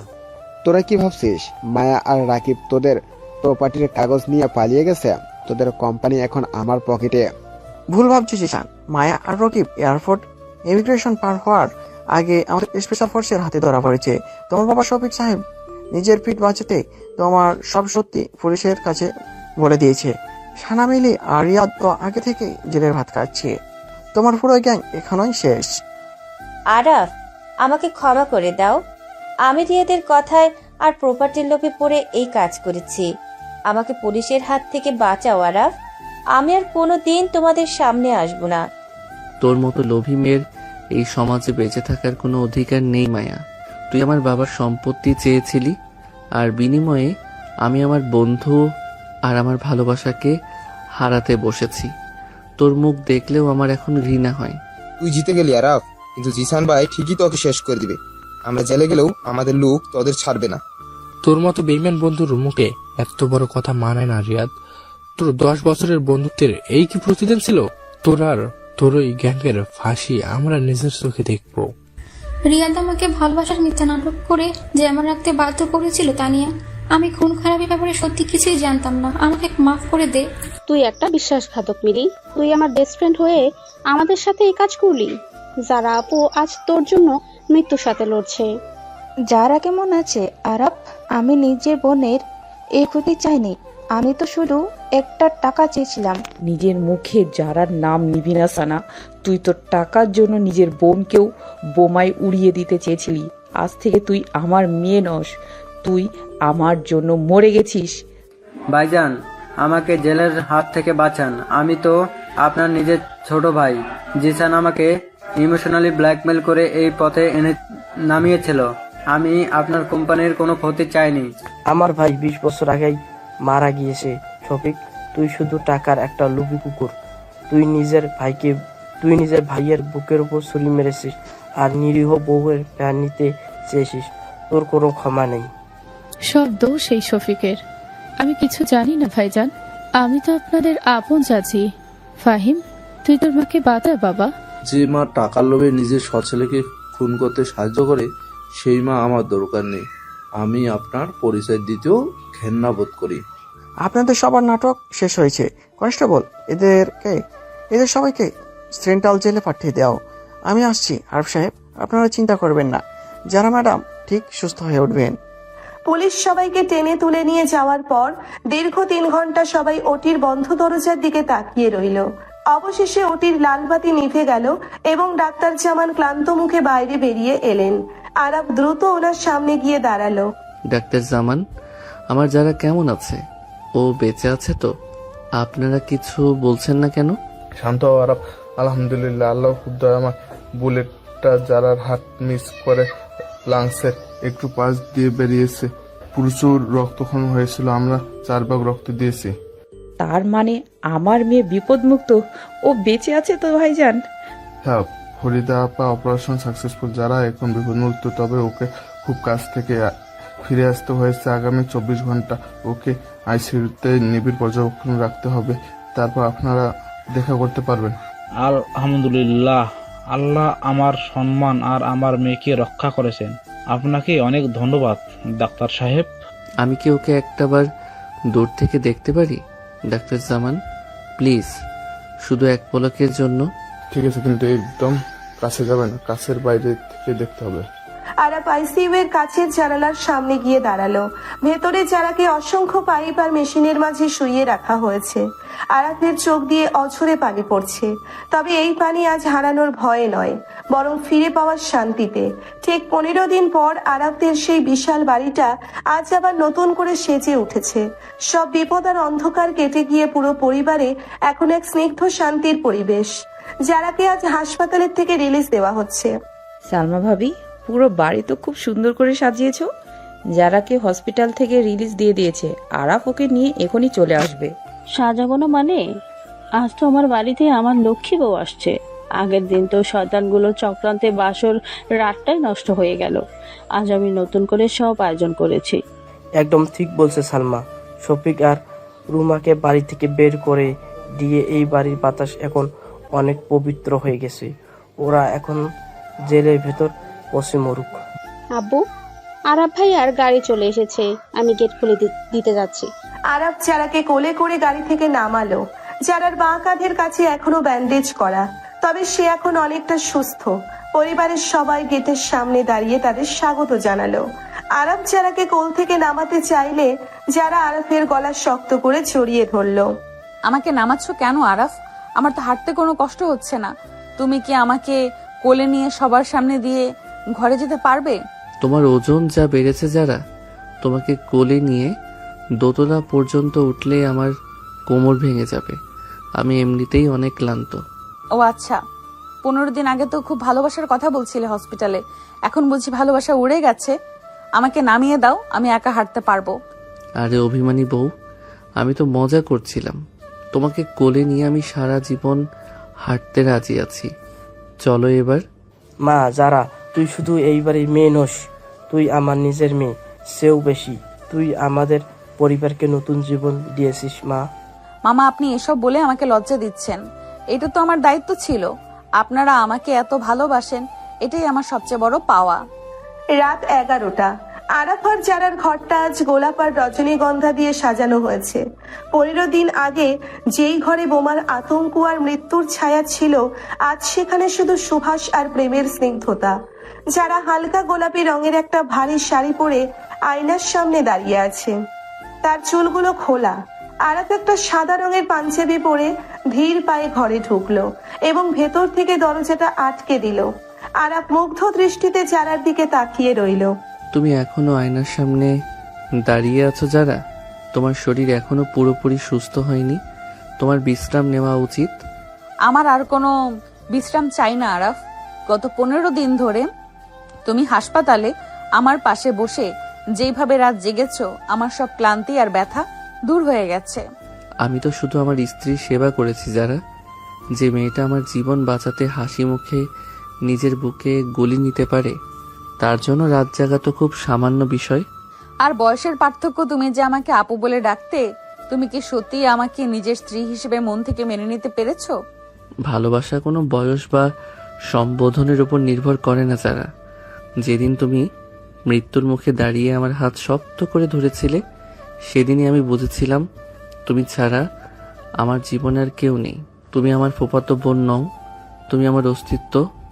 জানো আরাফ, এই পরিবর্তনটা আমি গত 10 বছর ধরে মনে মনে চেয়েছি। তুমি যখন মায়ের সাথে হাসতে, আমার বুকের ভেতরটা পুড়ে যেত। আমি দূর থেকে শুধু তোমার ভালো থাকাটা দেখতাম। মায়া একটা চরম ভুল ছিল যারা, আর তুমি আমার জীবনের সবচেয়ে সুন্দর সত্যি। আমি তোমাকে ভালোবাসি যারা, পাগলের মতো ভালোবাসি।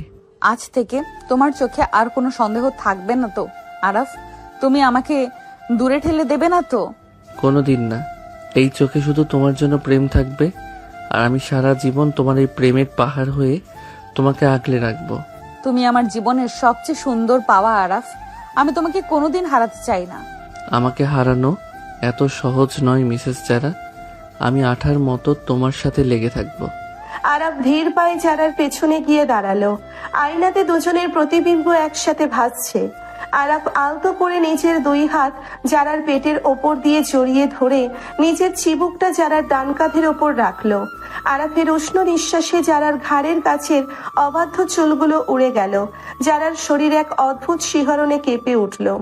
আরাফ, তুমি আমাকে সুরসুরি দিচ্ছ, আমার লাগছে তো। লাগুক, আমার বউকে আমি আদর করব, তাতে কার কি? আজ আমার খুব আনন্দ হচ্ছে যারা। কেন হঠাৎ এত আনন্দের কি হলো মিস্টার আরাফ? কারণ আজ আর কোনো বোমা নেই, কোনো ভয় নেই, কোনো স্নাইপার নেই। আজ শুধু তুমি আর আমি। আমি আমার নিজের চোখের সামনে আমার স্বপ্নের রানীকে দেখছি। এত সুন্দর করে কথা বলতে তুমি কবে থেকে শিখলে আরাফ? যেদিন থেকে আমি বুঝতে পেরেছি যে আমার জীবনের আসল সুখটা আমার চোখের সামনেই ছিল, অথচ আমি অন্ধের মতো বাইরের দুনিয়ায় সুখ খুঁজছিলাম।